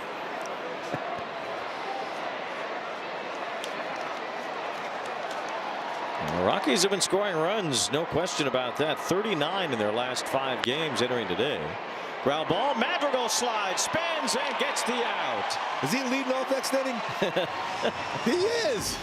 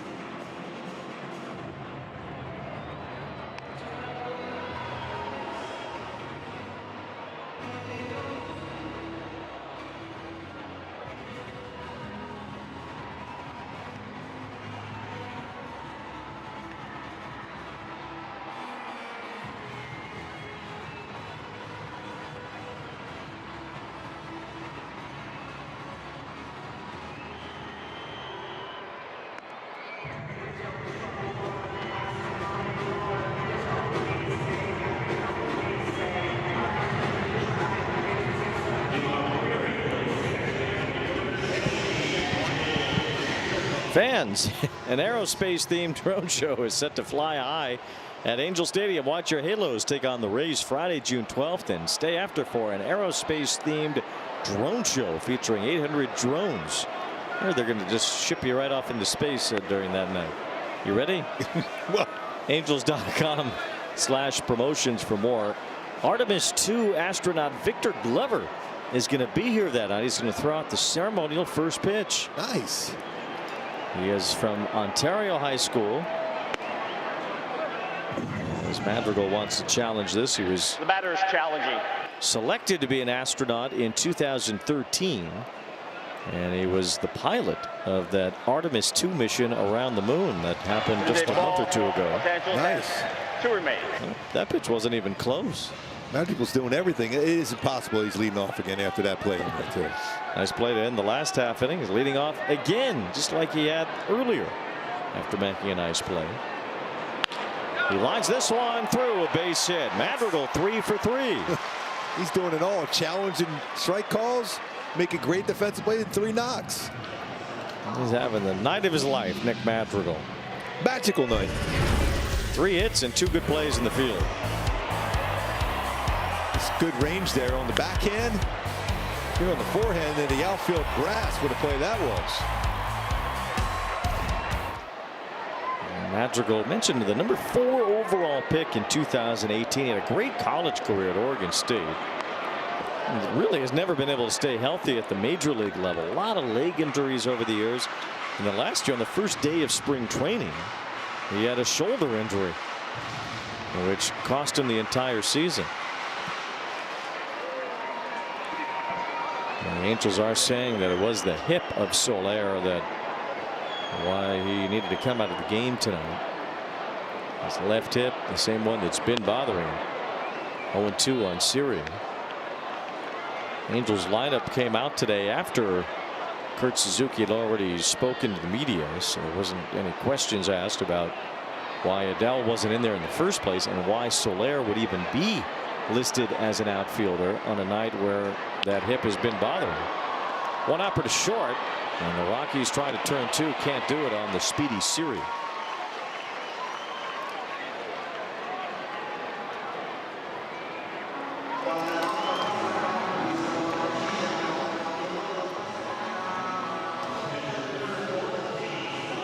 So we'll hear more from Kurt Suzuki regarding Soler after the game. Angels do have a day off tomorrow, so some time to rest for Soler. For Neto, I'm not seeing Neto in this series. Always fun when you go to Dodger Stadium there. It's going to be a packed house there too, just like here. Pitching matchups have not been officially announced, but if the teams stay in line, then you can kind of follow the path to what the pitching matchup should look like. No balls and a strike on Ohapi. It should be Reed Detmers and Roki Sasaki on Friday night. Jack Kohanowitz and Yoshinobu Yamamoto on Saturday. And Jose Soriano and Emmett Sheehan on Sunday, if everybody stays in line.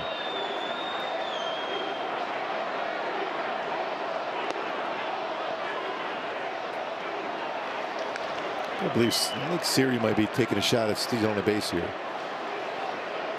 1 ball, 1 strike. Siri does have very good speed.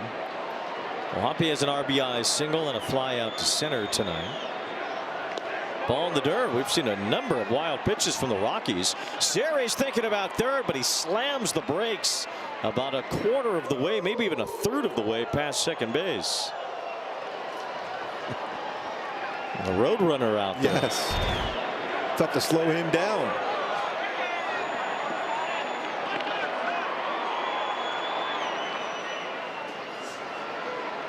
To the sound effect of someone stopping a dead run.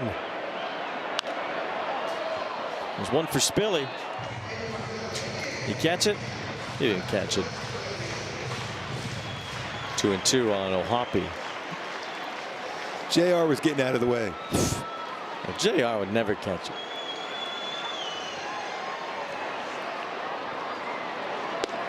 Ohapi is down on strikes, but Ryan Spilborghs, you'd think. Well, we gave him a little grief. He dropped that one. Game 1. Well, he deserved that. Spilly's the best. Out of Santa Barbara High School in UC Santa Barbara. Talked a big Angel fan. Yeah. All his favorites. Had a signed bat from the late great Garrett Anderson in his house. Boy, I miss GA. Still hard to believe. It definitely is. Garrett Anderson, untimely passing about 6 weeks ago. Joe Adell rips one to left center and has a base hit. Siri heads for the plate, and the Angels keep tacking on. They lead it 9-3. RBI number 35 now for Adell. Well, Joe thought he had the day off. He says, I'm glad I don't, because now I got an RBI single.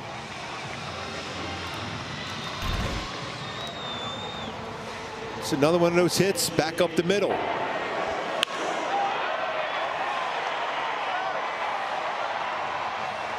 Well, Adell happy to get back in there and contribute after a rough night yesterday. He was confounded yesterday by what a tough night he had, especially defensively.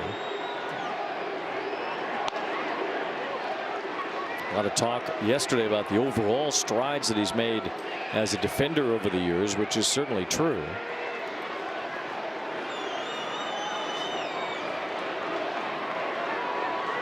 Mike Trout at the plate here with 2 outs and Adell at first. That ball is landing out toward left, way back, and it is caught. Wow. Thompson at the top of the wall robs Trout of a home run. And Thompson on the mound, happy about that play by Thompson and left. Thompson twins. Yes. Way to go, Wade. Way to bring it back. Well, Thompson brought it back.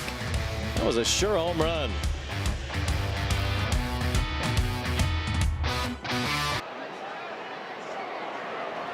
Hunter Goodman leads it off here in the 6th inning as Walbert Urania fires in a strike.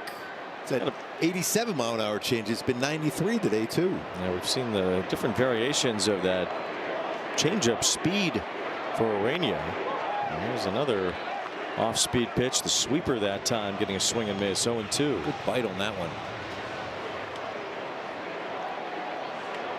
Good amount of lefties in this lineup, so that sweeper has not been used as much tonight for Urania. Throwing a lot of changeups along with the sinker and the four-seam fastball being used quite a bit.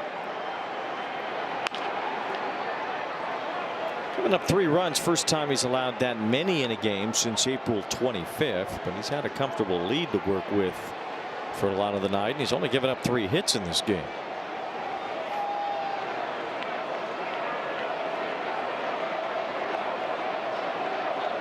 This is his 90th pitch, and it's ball 2 to Goodman. Like that sweeper a little bit better than the one before that backed up on him. Now you can just try to paint a four-seam or even sinker away. And it was the sinker that got a swing and miss for strike 3. Urania continues to have 1 strikeout per inning. That was a very effective sinker. It's dropped out of the strike zone. Try to catch up to that 97. It's just a great throwing motion he has. This went out of sorts at 1 inning when you go back to the 4th. Ball 1 to Johnston, who had an RBI double in that 4th inning. Urania retired the first 2 batters of the 4th before allowing back-to-back 2 base hits. Gave up a 2-out 2-run homer in the 5th as well to Tyler Freeman. Urania will reach a new career high in pitches thrown, and just as that happens, it's like the Angels bullpen is about to spring to life. Soft bouncer toward Madrigal at second base. The scoop and underhand flip for the out. I'll tell you what, another really good sinker running away, and we talked about that show why that sinker could be so effective for him, which it hasn't been for the most part this year, even though he's thrown the ball great. The sinker is bread and butter, which sets up his changeup and sweeper and four-seamer, is much better today. Getting a lot of downward movement on that pitch, and that strikeout of McCarthy. That ball dropped about a foot.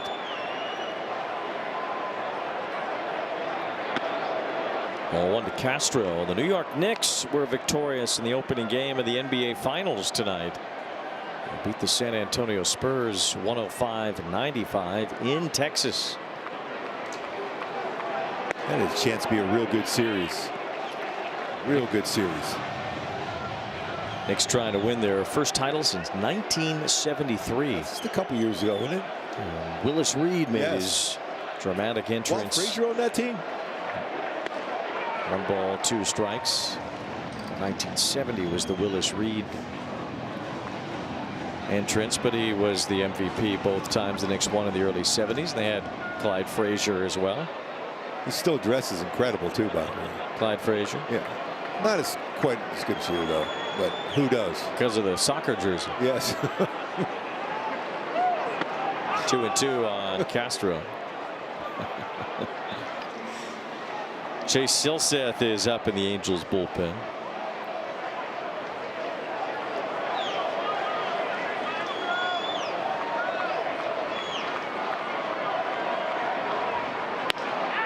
That's strike 3 called. Castro wants to challenge it. They might be out of challenges Catcher now. is challenging. The batter is challenging. Well, Hoppy's telling everybody get off the field. It's strike 3. And he is correct. Colorado's out of challenges. 1-2-3 6th for Walbert Urania.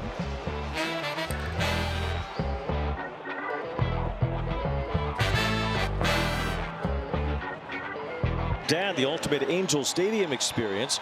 Play catch in the outfield, take swings in the batting cages, and enjoy a behind-the-scenes stadium tour. You can also get food and beverage in the Lexus Diamond Club and a chance to meet Angels alumni, just like we met Chuck Finley just a few innings ago. Angels.com/Dad's Day to secure your ticket today.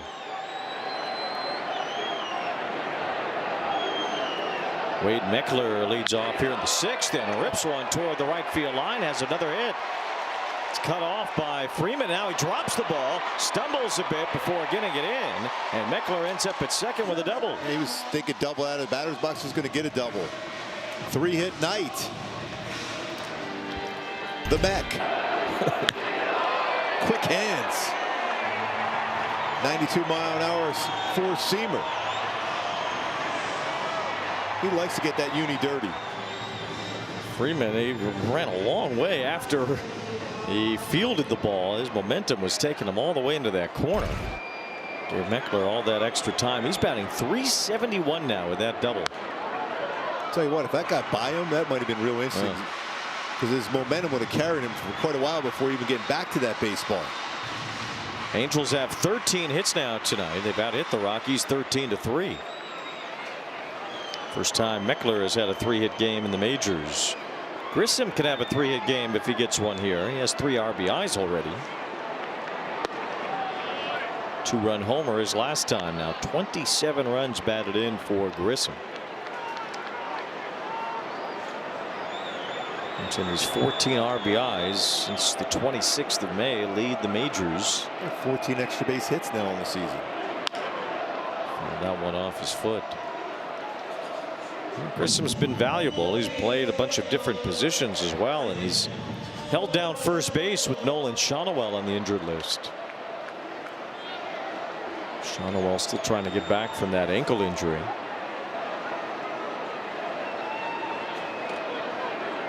That's why you want shortstops around. Grissom came up a shortstop, so they could just go play anywhere else. Yeah, usually you think of shortstops, the best athletes on your team that can play so many different positions. Versatility. That's the name of the game now in baseball. 1-2 strikes. That's a called third strike. Grissom challenged that before the umpire even went through it.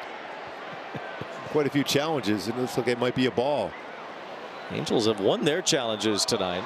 Pitches the ball. Los Angeles has 2 remaining. Well, that was the quickest challenge I've seen yet. Chad Fairchild didn't even have a chance to punch him out yet. Yeah, no, he says, didn't you see my last swing? I know the strike zone right now. 2 strikes on Grissom. And that's ball 3. So Grissom has worked a full count after that challenge overturned. Angels have poured it on here tonight. Starting with a 6-run second against Lorenzen. 3-2 the count. And a strikeout and a cutter upstairs.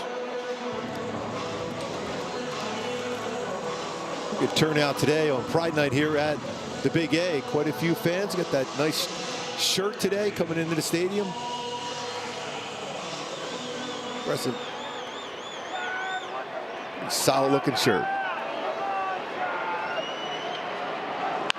Fly ball left center off the bat of Peraza. This one hit pretty well. Thompson chasing, and it's off the wall. Meckler around third comes in. Peraza drives in a run. His second RBI tonight. 10-3 Angels. Boy, just going up and down this lineup. A lot of guys with multiple hit games.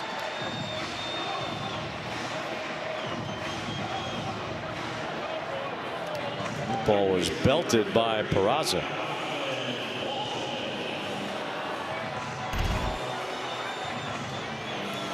Upstairs, that sweeper flattened, and it was flattened the baseball.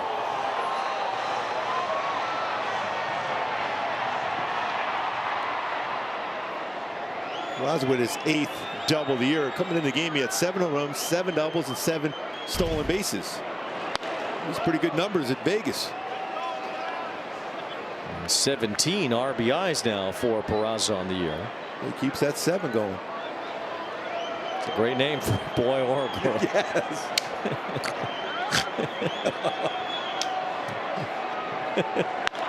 Here's Walton with a fly ball to right. Freeman makes that catch as the runner Peraza goes to third. It's always good as many times as possible get a quote from George Costanza. And the Angels have a 7-run lead now too. Yeah.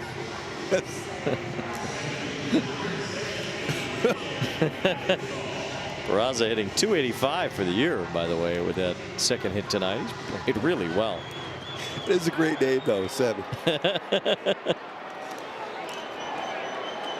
Well, Nick Madrigal, all of about 5'7", but he has 3 hits tonight as he takes ball 1. And some great defense, too. And a couple of nice plays at second base. Really more his natural position. We've seen him at third base as well, but suited for second base, Madrigal. As he looks at a strike here. Mentioned as the number 4 overall pick back in 2018. In the Sacramento area, he went to that high school in Elk Grove, California, that a lot of major leaguers attended. Dylan Carlson's dad was the coach. And J.D. Davis, Rowdy Tellez, they had Dylan Carlson. Dom Nunez, the former Rockies catcher. And then he went to Oregon State. He was on the same team as Stephen Kwan, Trevor Larnach, Adley Rutschman. So Madrigal was surrounded by big leaguers all the way through from high school on. Nice job of just fouling that one off, too. What a game he's had so far. And probably wasn't going to be in the lineup. That's why you're always got to be ready every single day you come to the ballpark. And he knows that by now. He's 29 years old. He's been in this utility role for pretty much his entire major league career. Still has a few of those stitches on that lip, too. I asked him, is it coming out? He goes, eventually they're going to dissolve at some point here. 1-2 strikes on Madrigal. He's had 1 4-hit game in the majors. It was in his rookie year back in 2020 in the COVID year. He had a 4-hit game in Kansas City.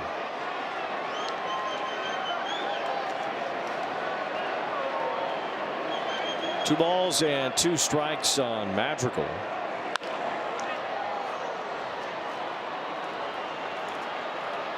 As you can tell, he likes that elevated pitch. Kind of reminds you a little bit of David Fletcher was like that. Not a real big guy at the plate, but he loved that elevated pitches.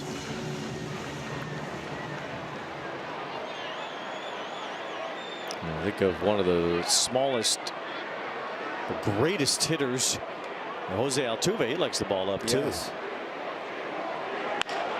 Line drive right center. It's a 4-hit night for Madrigal. He ties his career high. He scores Peraza, and the Angels lead it 11-3. What a night for Nick Madrigal. Yes. Another hit going the other way. Part of the plate, drives it to right center for the base hit and RBI.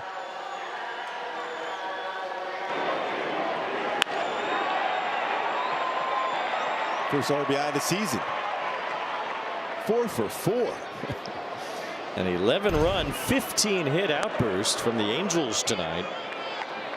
And about a dozen singles have helped them get there. Madrigal with a 4-hit game, his first in front of an audience.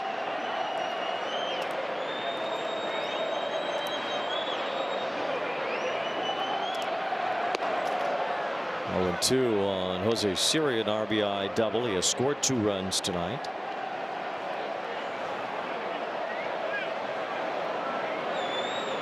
Well, the first game of the series was a back and forth seesaw-like game that the Rockies won in the 9th inning. Yesterday a blowout on Colorado's side, and tonight on the Angels side, and all goes in the blender and comes out with these two teams scoring about the same amount of runs against each other.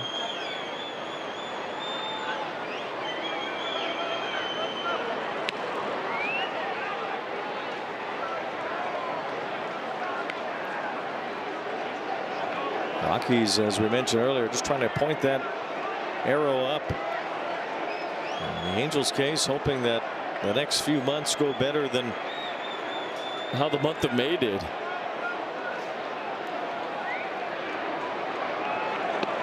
Siri wiped out on the slider to end the inning. 2-run score. Nick Madrigal gets his 4th hit. The vibes are high for the Halos here tonight.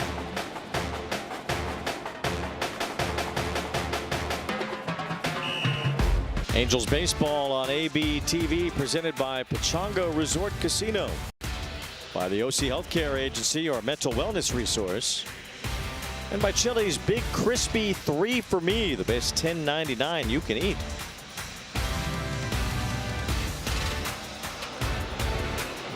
Albert Urania went 6 tonight. Another quality start for him. He's had 5 quality starts now so far in his rookie year and 9 starts overall. In line for the win with a big lead. The Angels are up 11-3. As Drew Pomeranz takes over out of the bullpen. Just like I said, Walby's world. Dealt tonight again. That one little tough little stretch there. But still real good stuff. His sinker was his best I've seen him with. A little flip into shallow left center. Meckler charging in, slides, and was able to grab it on the hop. As Thompson floats a base hit, his first hit tonight.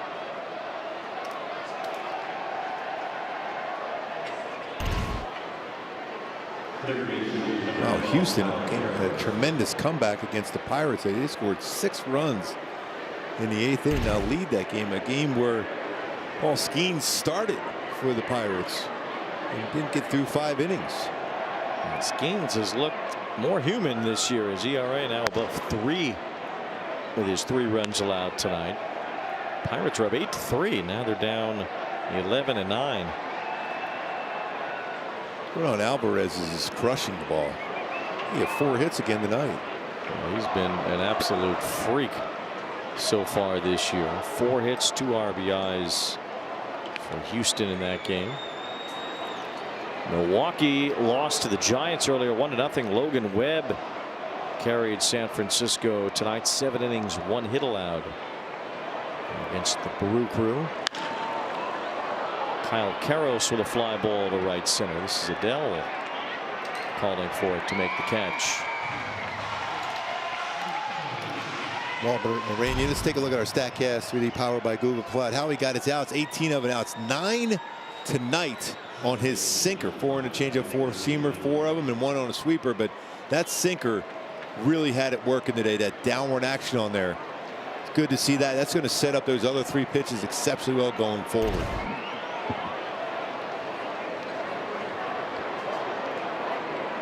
Edward Julian at the plate as he fouls one back.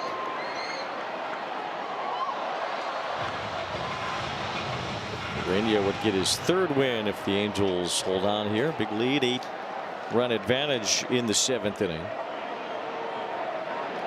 Urania had 7 strikeouts in this game. That's just 1 shy of his season high 8 which he had in his first start. Fly to left here by Julian. As Meckler grabs that, 2 down. Freeway Series Friday night at Dodger Stadium, Saturday night as well. Sunday is a day game before the Angels come back to their home ballpark to play Houston and the Rays. All the games on AB TV presented by Pechanga Resort Casino. Pretty tough little stretch coming up, especially the way the Astros are swinging the bat now for the Halos. They seem to play better against the top teams, really, when you think about it. Sometimes they have. Angels gave the Rays a pretty good run last weekend at Tropicana Field. Yeah, it felt like they could have won that series. Just like down in Houston to start the season, a 4-game set split. They'd have easily won 3, if not all 4 of those games. Rays have lost 9 of 11 overall, so they've hit a tough time here lately. Beaten by the Tigers today, 7-2. Detroit swept Tampa Bay after they had that miserable May themselves. The Tigers. They're getting some of their guys back in their lineup now. Gleyber Torres returned. And Carpenter's not too far away if he's not back already. He was back too today. 1 ball, 1 strike on McCarthy, 0 for 3.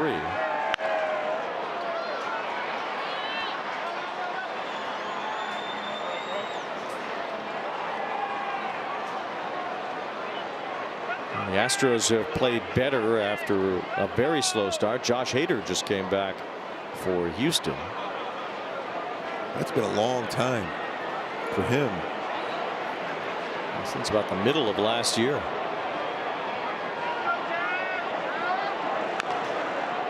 Dodgers erupted in the 3 games against the Angels here at Angel Stadium a couple of weeks ago. So see if the Halos can get some of that back after the Dodgers outscored them 31-3 in those 3 games. I like what you're seeing in the balance in this lineup, which plays well. You're going to need to score some runs against the Dodgers.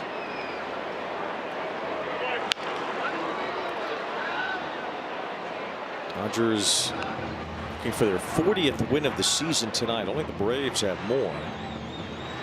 Leading Arizona 5-0. Atlanta won again today. They beat the Blue Jays 7-3. They are 42-20. The Guardians beating the Yankees again. Aaron Judge out for New York. Fly ball to right. And this should end the inning. Adele has it. Pomeranz retires 3 in a row after a leadoff single, and it's still 11-3 in favor of the Angels as we get to our Hyundai 7th inning stretch. And in Philly today, Christopher Sanchez had a 50 2/3 inning scoreless streak come to an end on this base hit by Jackson Merrill. It brought home Ty France, and it ended the 5th longest streak in baseball history. Christopher Sanchez was getting close to Oral Hershiser's record, but it ended with 2 outs in the 7th inning today. Schwarber homered and the Phillies won anyway. They beat San Diego 3-2. Cubs are having a tough time. They lost again at home today. And that long home winning streak. They have not won much at home since then. Pete Crow Armstrong did hit a homer though. Nick Kurtz in the 10th, the go-ahead base hit, gave the A's the lead, and they beat the Cubs in 10 innings 5-4 at Wrigley Field. Here at the Big 8 tonight, the Angels trying to salvage the last game of this series, and they've been all over the Rockies pitching tonight. Madrigal, this entire lineup's been really good. Of course, Urania was solid on the mound, quality start, but I love the balance in this lineup, what they've done from top to bottom. Guys with some really good swings there. Meckler, another big game itself. Madrigal and Meckler, the M&M boys. Nick Madrigal 4 for 4 tonight. He's tied a career high with his 4 hits. The Angels with a big lead here at the Big 8.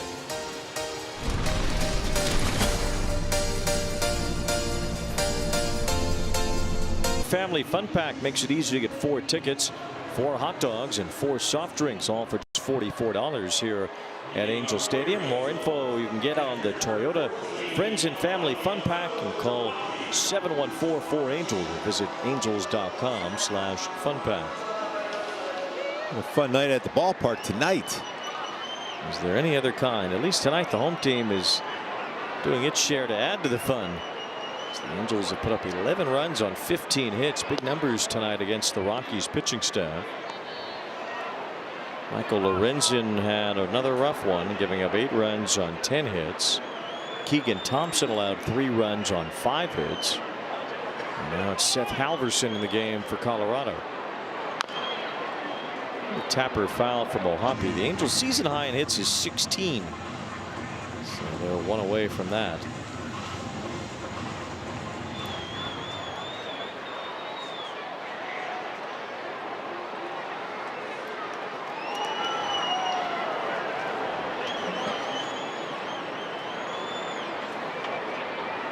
One ball, 1 strike on Ohapi, and a swing and a miss on a good slider.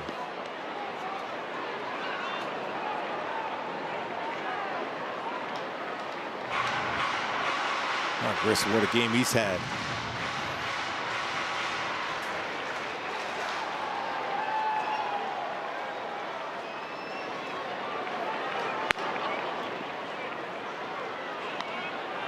Grissom has an RBI single and a 2-run homer tonight. Meckler has 3 hits, 2 runs scored. Madrigal 4 hits. Siri 2 runs scored, including an RBI double as well. Hoppy's driven in a run tonight. And he flies this one to right field. 1 away. Of course, the Angels had their most productive night in franchise history against the Rockies just a few years ago. Look at Matt Thice baby went yard there. 25 runs. 28 hits, and they were all against pitchers. There wasn't a position player that went to the mound that night. Angels scored 13 runs in the 3rd inning of that game, and then 8 runs in the 4th. They put a hurting on him that night. They still played that game in under 3 hours, by the way. Yes. David Fletcher had 4 hits and 5 RBIs. Moniak was 5 for 5 with 5 runs scored and 4 RBIs in that game. After that game, he goes, you know what, I'm going to go play there. It's a good idea. Yeah, he had 11 total bases that night, Moniak. Trout hit a home run in that game. Shohei was only 1 for 7, though. Go figure. In a 28-hit night. Hunter Renfroe had 5 hits.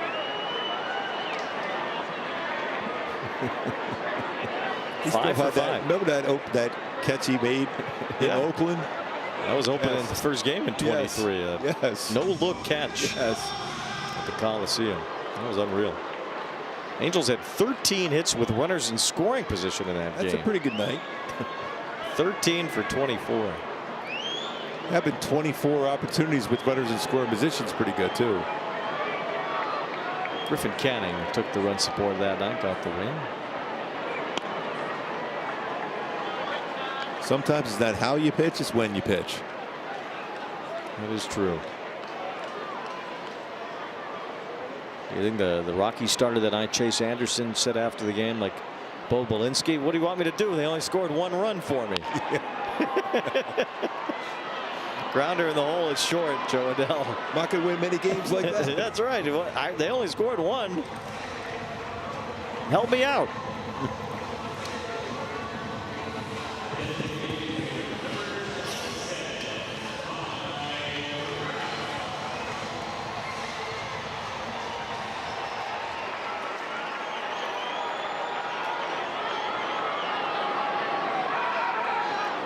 Trout was robbed of a home run his last time, or else the Angels would have more runs than the 11 they currently have. The road to 500. You don't want to see any robbed home runs here.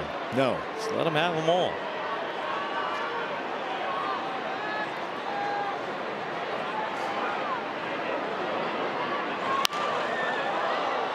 Trout is at 14 this year. That puts him at 418 career home runs now. It is 400th in Colorado last year. 484 feet.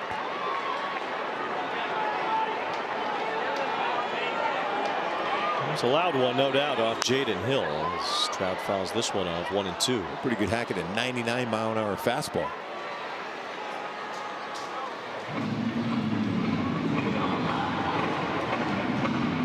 Somewhere down the road, Thompson's going to be able to tell his family members, I robbed Mike Trout of a home run. Whatever the number ends up being for Trout, he'll have 1 less forever.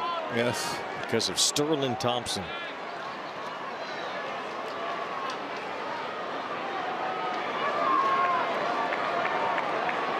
Let's look around. Yeah, that was me. I made that play.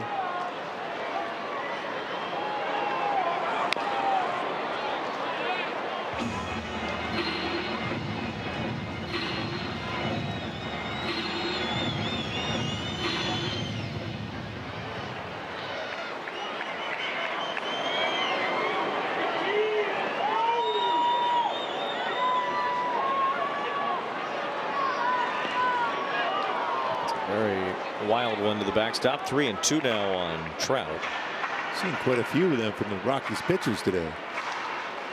3 wild pitches total. 2 of them that scored runs, including Trout scoring on a wild pitch in the second.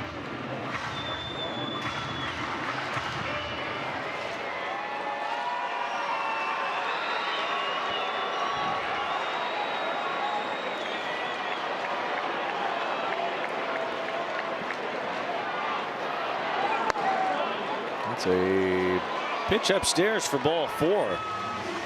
The umpire, Chad Fairchild, flinched as that was right on the edge of the strike zone, but Trout got the call. The Rockies are out of challenges. No more challenges, so no.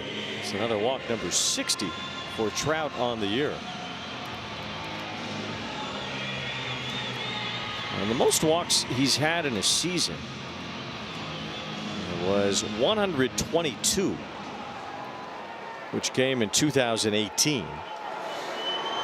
He's already halfway to that, roughly. He's at 60 now.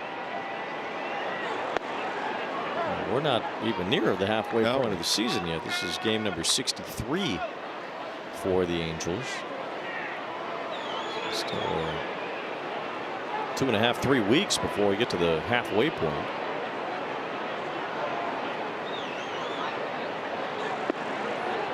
Which seems hard to believe in and of itself. Yes.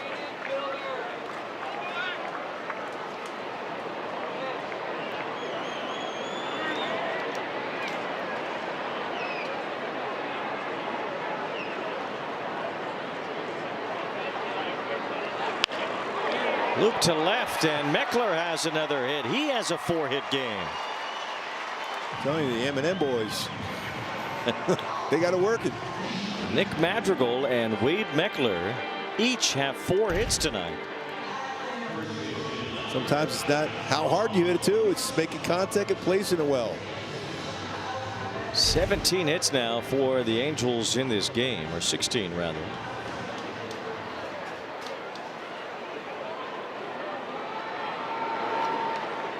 Imagine that game in Colorado where Moniak and Renfroe each had 5 hits. Was the last time 2 Angels had 5 in the same game. And probably pretty unusual even to have 2 Angels getting 4 hits in the same game, as Meckler and Madrigal have tonight.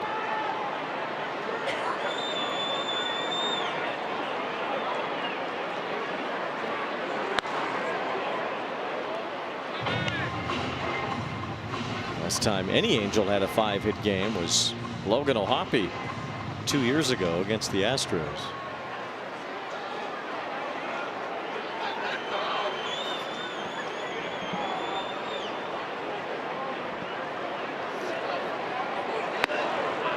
Grissom with a 2-run homer tonight. Only long ball out of the 16 Angel hits in this game. And that's, you know, when you go back to most of the season, runs driven in by the Halos were via the home run. It's good to see that balance like that now. It's 1 ball, 2 strikes on Grissom.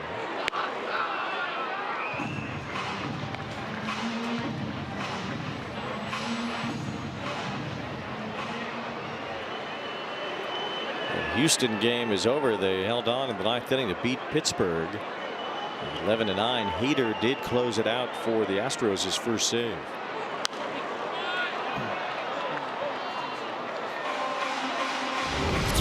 This is how the box score looks on a big night for the offense. Pretty impressive. 3 down, but you also got to knock at that top spot too, with Joe Adell coming in for Soler, so it's a balance. Trout with a couple walks. Loving to see that.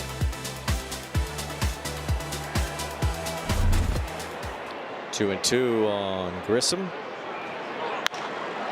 Late swing, a foul that crashed into the Rocky dugout. Hopefully everybody okay in there. Looks like it.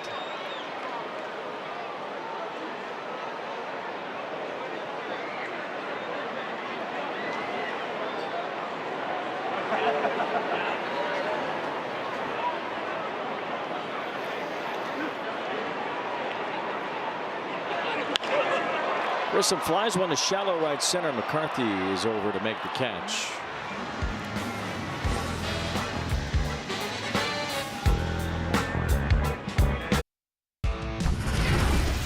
Flash you back, number 600 for Albert Pujols here at Angel Stadium in 2017. In grand fashion off a former Halo, Irvin Santana, who threw a no-hitter as a Halo. Albert Pujols had a lot of big magical milestones as a Halo when you go back to it. 500, 600, 2,000th RBI, 3,000th hit. At the time when Pujols signed with the Angels, that was part of the conversation that if you signed Albert to that long contract as Zephyr-John takes over here in the 8th inning, you were going to get the milestones. That was kind of part of the deal when Albert signed that 10-year contract with the Angels. After all those incredible years in St. Louis, well, the big milestones were still ahead. 400 homers, 500 homers, 600, and as Albert went on beyond the Angels to get to 700. You had 3,000 hits in there. You had all these big milestones that would be on the way. When he hit that 500, he had his 499, the 500 the same game in D.C. His swing for the base hit for number 3,000 so similar to Rod Cruz going the other way. Rod did it against the Twins. Albert did it against the Mariners. Line drive right at Madrigal as Tyler Freeman is retired to start the 8th inning. There's no better way to enjoy Angels baseball than from the comfort of a suite at the Big A.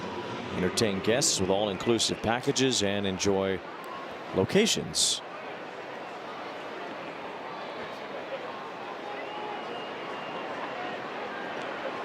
One out as Rumfield bats.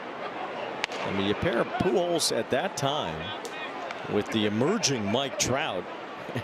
There just had to be so much energy about that signing in that moment. This was a takeoff moment. I remember when they had the press conference that day, the energy level of the fans, it was packed out in front of the Big A.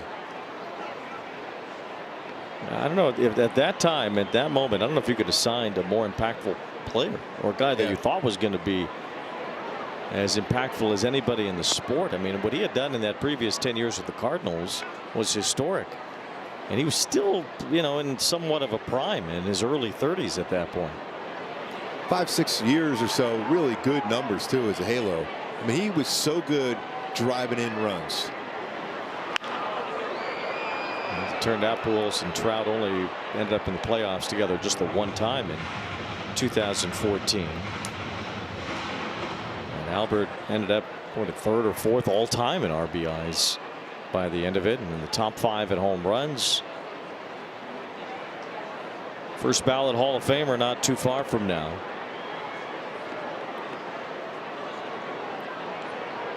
Well, you were on the call for his 700th home. I was shocked he was able to get there. The power was kind of slowing down, and all of a sudden, no.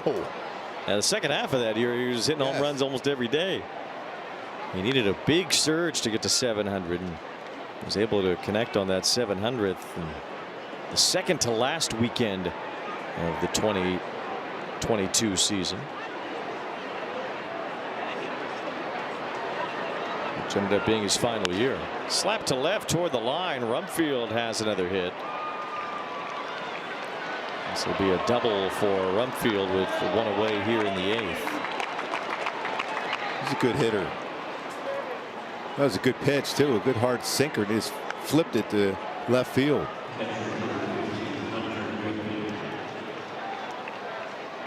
Albert will be eligible for the Baseball Hall of Fame in 2028. He will no doubt be headed to Cooperstown then. Yadier Molina that year as well. See if they end up going in together. Madrigal with the backhand behind second base and long throw to get the out. A lot of nice plays by Madrigal at second. Oh, it's a pretty good range out there. 2 outs here in the inning as Rumfield goes to third. Next year's Hall of Fame ballot will feature, as far as first-year members, Buster Posey probably has the best chance to get in on the first try. John Lester will be an interesting Hall of Fame candidate to follow. You talk about big game pitcher. Irvin Santana's on the ballot next year, potentially.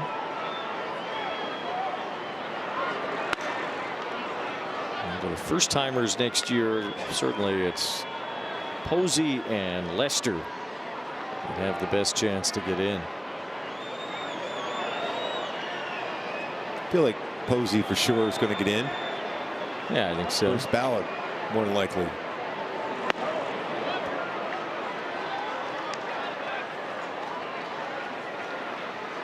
Chase Utley made a big surge last year. He'll be on the fringes next year, you'd think.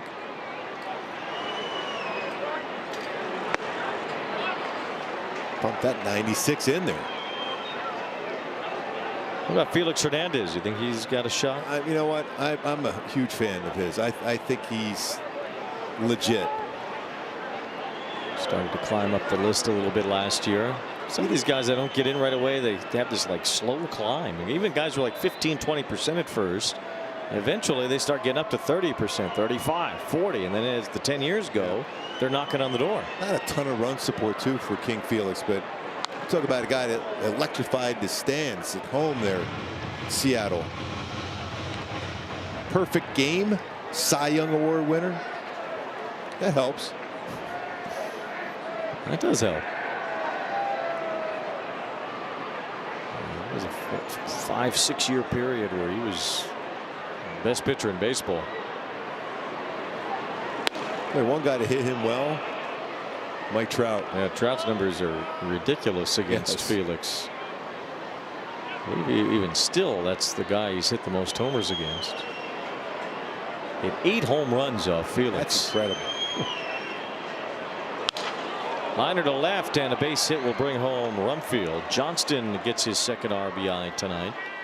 These two guys, Rumfield and Johnston, just driving the ball in the gaps and down the lines. That was a good pitch too from Zephyr John. It's 11-4 now with 2 outs here in the 8th.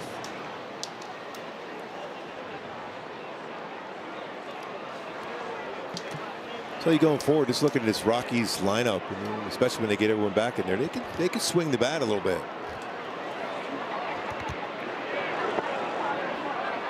Again, they're just trying to point the arrow forward. I mean, certainly the National League will be too much to overcome this year for the Rockies. There are a lot of playoff worthy teams, and it's going to take a good number of wins in the National League to make the playoffs. The last couple of years it hasn't. You know, last year the Reds got in with 83. That's not going to be the case in the National League this year. American League for sure. American League you might get in with 80. Yeah.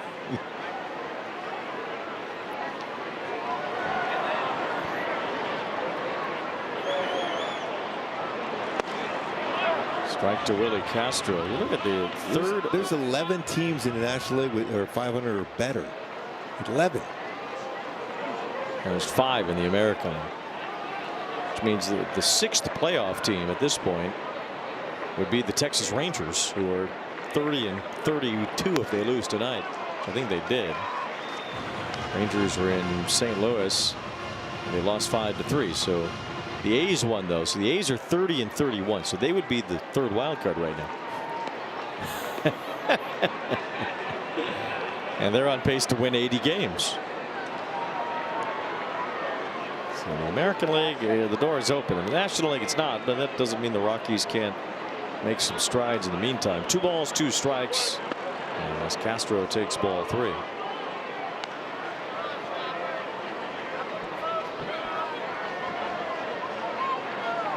Still think Toronto's going to figure it out here at some point. They've had some moments where they've gotten to about 500 and then fell back.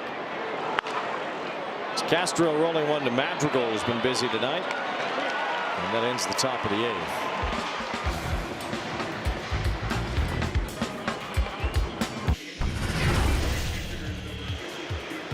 Our Blue Moon bright spot as the Angels return to Dodger Stadium this weekend.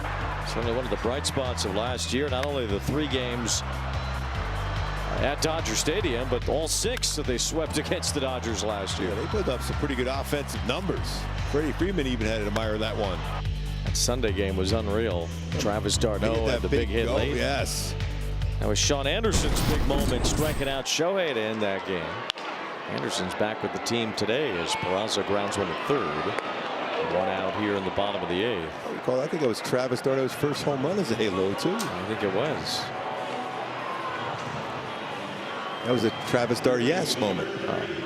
Big time. TJ Shook is the new pitcher. Chad Stevens is now at short.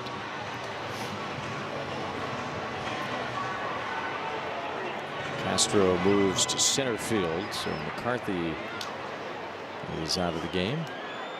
Braxton Fulford has gone in to catch. Sounds like a made-up name.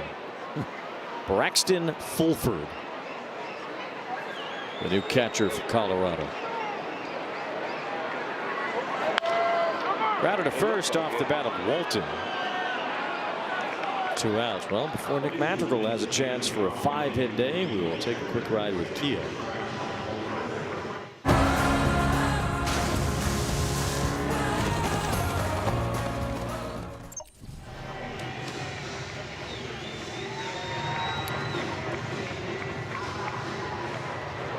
Here's Madrigal 4 for 4 as a run scored and an RBI. He's contributed heavily to the 16 hits for the Angels tonight. It's been 2 years since an Angel has had a 5-hit game.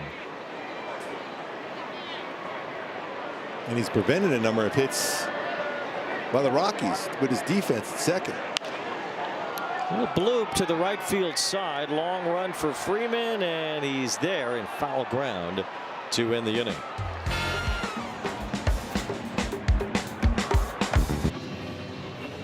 Halo's up 11-4 here in the top of the 9th inning. We're back to our Hyundai key for the game today with Kirby Yates in the ball game. Who do you want to be? We see that today as far as good contact hitter. That's what we wanted to be at the plate. Did have a home run for Vaughn Grissom, but a lot of base hits and extra base hits, some solid singles, and a good approach at the plate today for the Halo hitters. Contact has certainly been the name of the game tonight. 11 runs, 16 hits. Most of them have been singles, few doubles, and one homer from Vaughn Grissom. Wade Meckler and Nick Madrigal each with 4 hits tonight. The Angels just need 3 outs to secure a win in this series. Both the Rockies and the Angels have identical records after this series at 24 and 39. The Angels headed to Dodger Stadium over the weekend.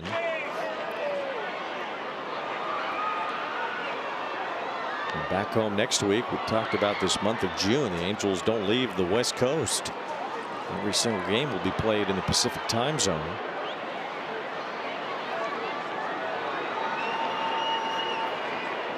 Next time the Angels are out of this time zone will be July 7th. And they make their first trip to Arlington.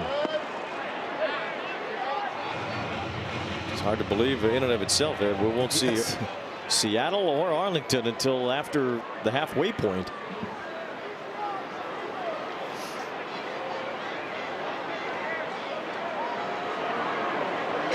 Seattle right up there with the World Cup time.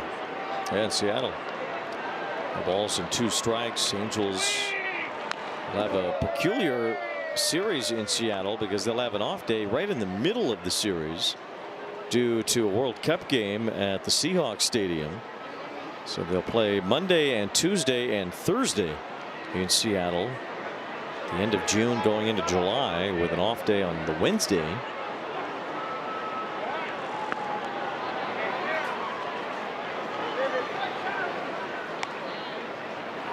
Curious how many Angels and Mariner players are going to make their way over there to watch that match. What's the name of that Seahawks stadium? I always change it. Lumen Field. Sounds, was that from that show on some Severance? Swing and a miss. Thompson strikes out. Lumen Field.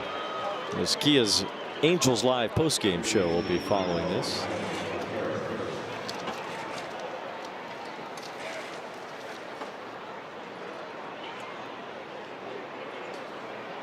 It'll be a round of 32 knockout stage game. Don't know exactly the matchup of that game. That game's at 1 o'clock. They couldn't squeeze us in at night. It'll be a pretty packed house.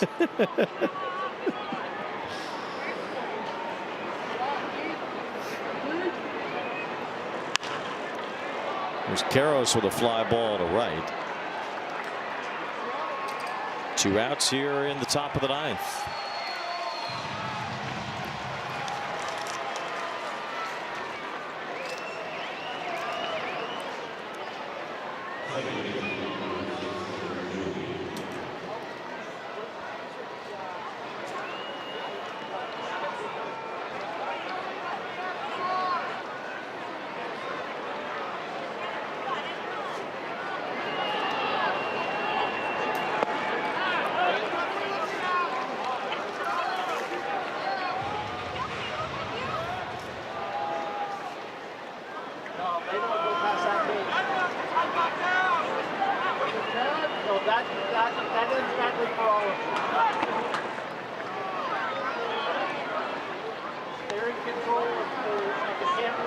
One ball, 1 strike on Edward Julian, who walked and scored earlier. Just 3 runs, 3 hits allowed by Walbert Urania tonight. He struck out 7. He is 1 out away from his 3rd major league win. A lot of run support tonight, to be sure. Real solid throughout the entire game.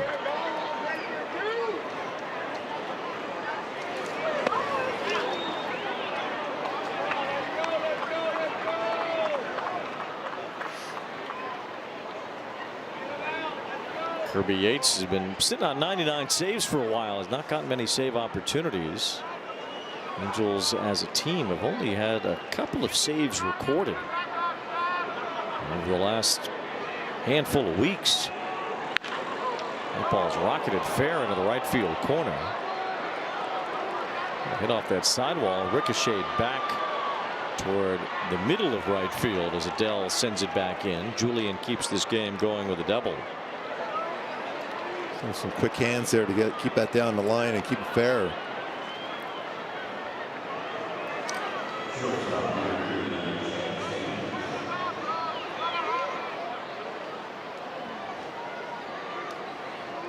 Kirby Yates had the last Angels save. That was on May 23rd against Texas. Before that, you had to go to Zephyr-John on May 5th.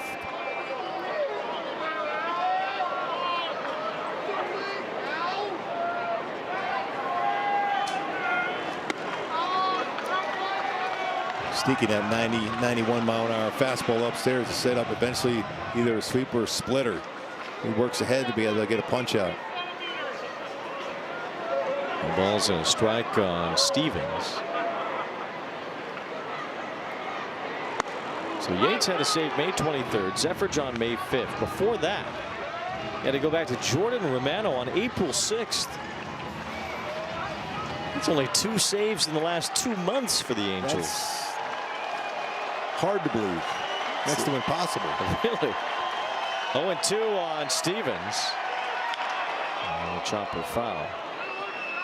Now, Romano is still the team leader in saves. He had 4 in the first 11 games. And since then, and now 52 games since then, the Angels have only had 2 saves as a team total. The ball's in 2 strikes on Stevens.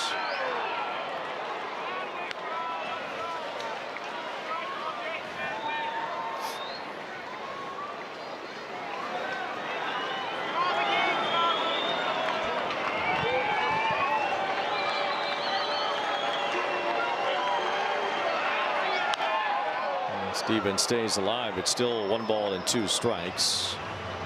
See if he tries that sweeper to finish him off now.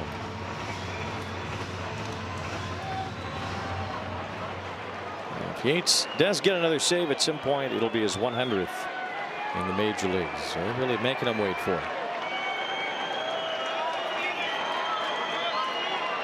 Swing and a miss, strike 3. Say goodnight to the Rockies. It was all Angels here tonight. Walbert Urania, a quality start, and a whole lot of hits from the Halos. Meckler with 4, Madrigal with 4. Some great defense by the Halos tonight. Found a way to beat the Rockies finally here. Grisham with a 2-run blast, 3 RBI night. This is a balance in the lineup for the Halos tonight. Love to see that. Certainly going to need that when you face the Dodgers this weekend. It's going to be fun. Angels win it tonight, 11-4. They salvage the last game of this series.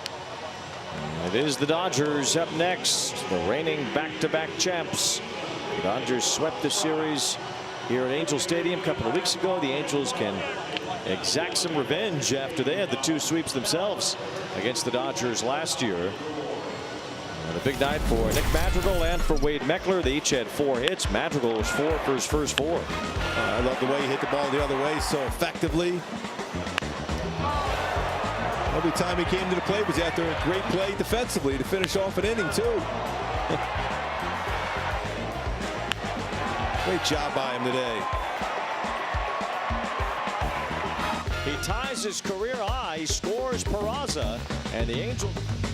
That's right. Yes. I don't have to say it again. Wow, how did you do that? Incredible. That's some talent you got working there, dude. 11-4 the final score tonight. And Nick Madrigal, our Toyota player of the game with Erica Weston. Nick, what a ball game for you guys tonight. 16 hits, you had 4 of them, but a big second inning, the 6 runs in the second inning. What was the conversation in the dugout as the line kept moving in that one? Yeah, I think the whole team, we all felt good today. You know, it was one at bat after the other, and I mean, a lot of credit to the game plan, and everyone stuck to it, and overall, just a great win for us. Your second career 4-hit game. The first one, obviously, unique. What do you remember about that one? Yeah, that was my rookie year.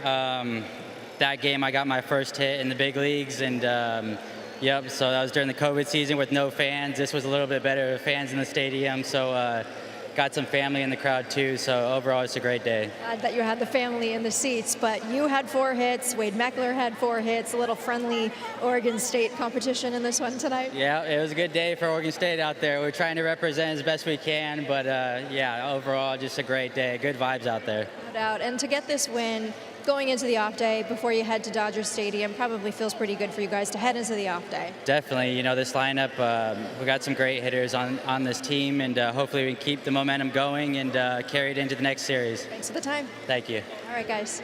Well, the next one's the big one against the Dodgers. That's going to be a lot of fun, but a lot of fun here tonight at the big game. And the halo will shine brightly after an 11-4 win. We'll be back to wrap it up.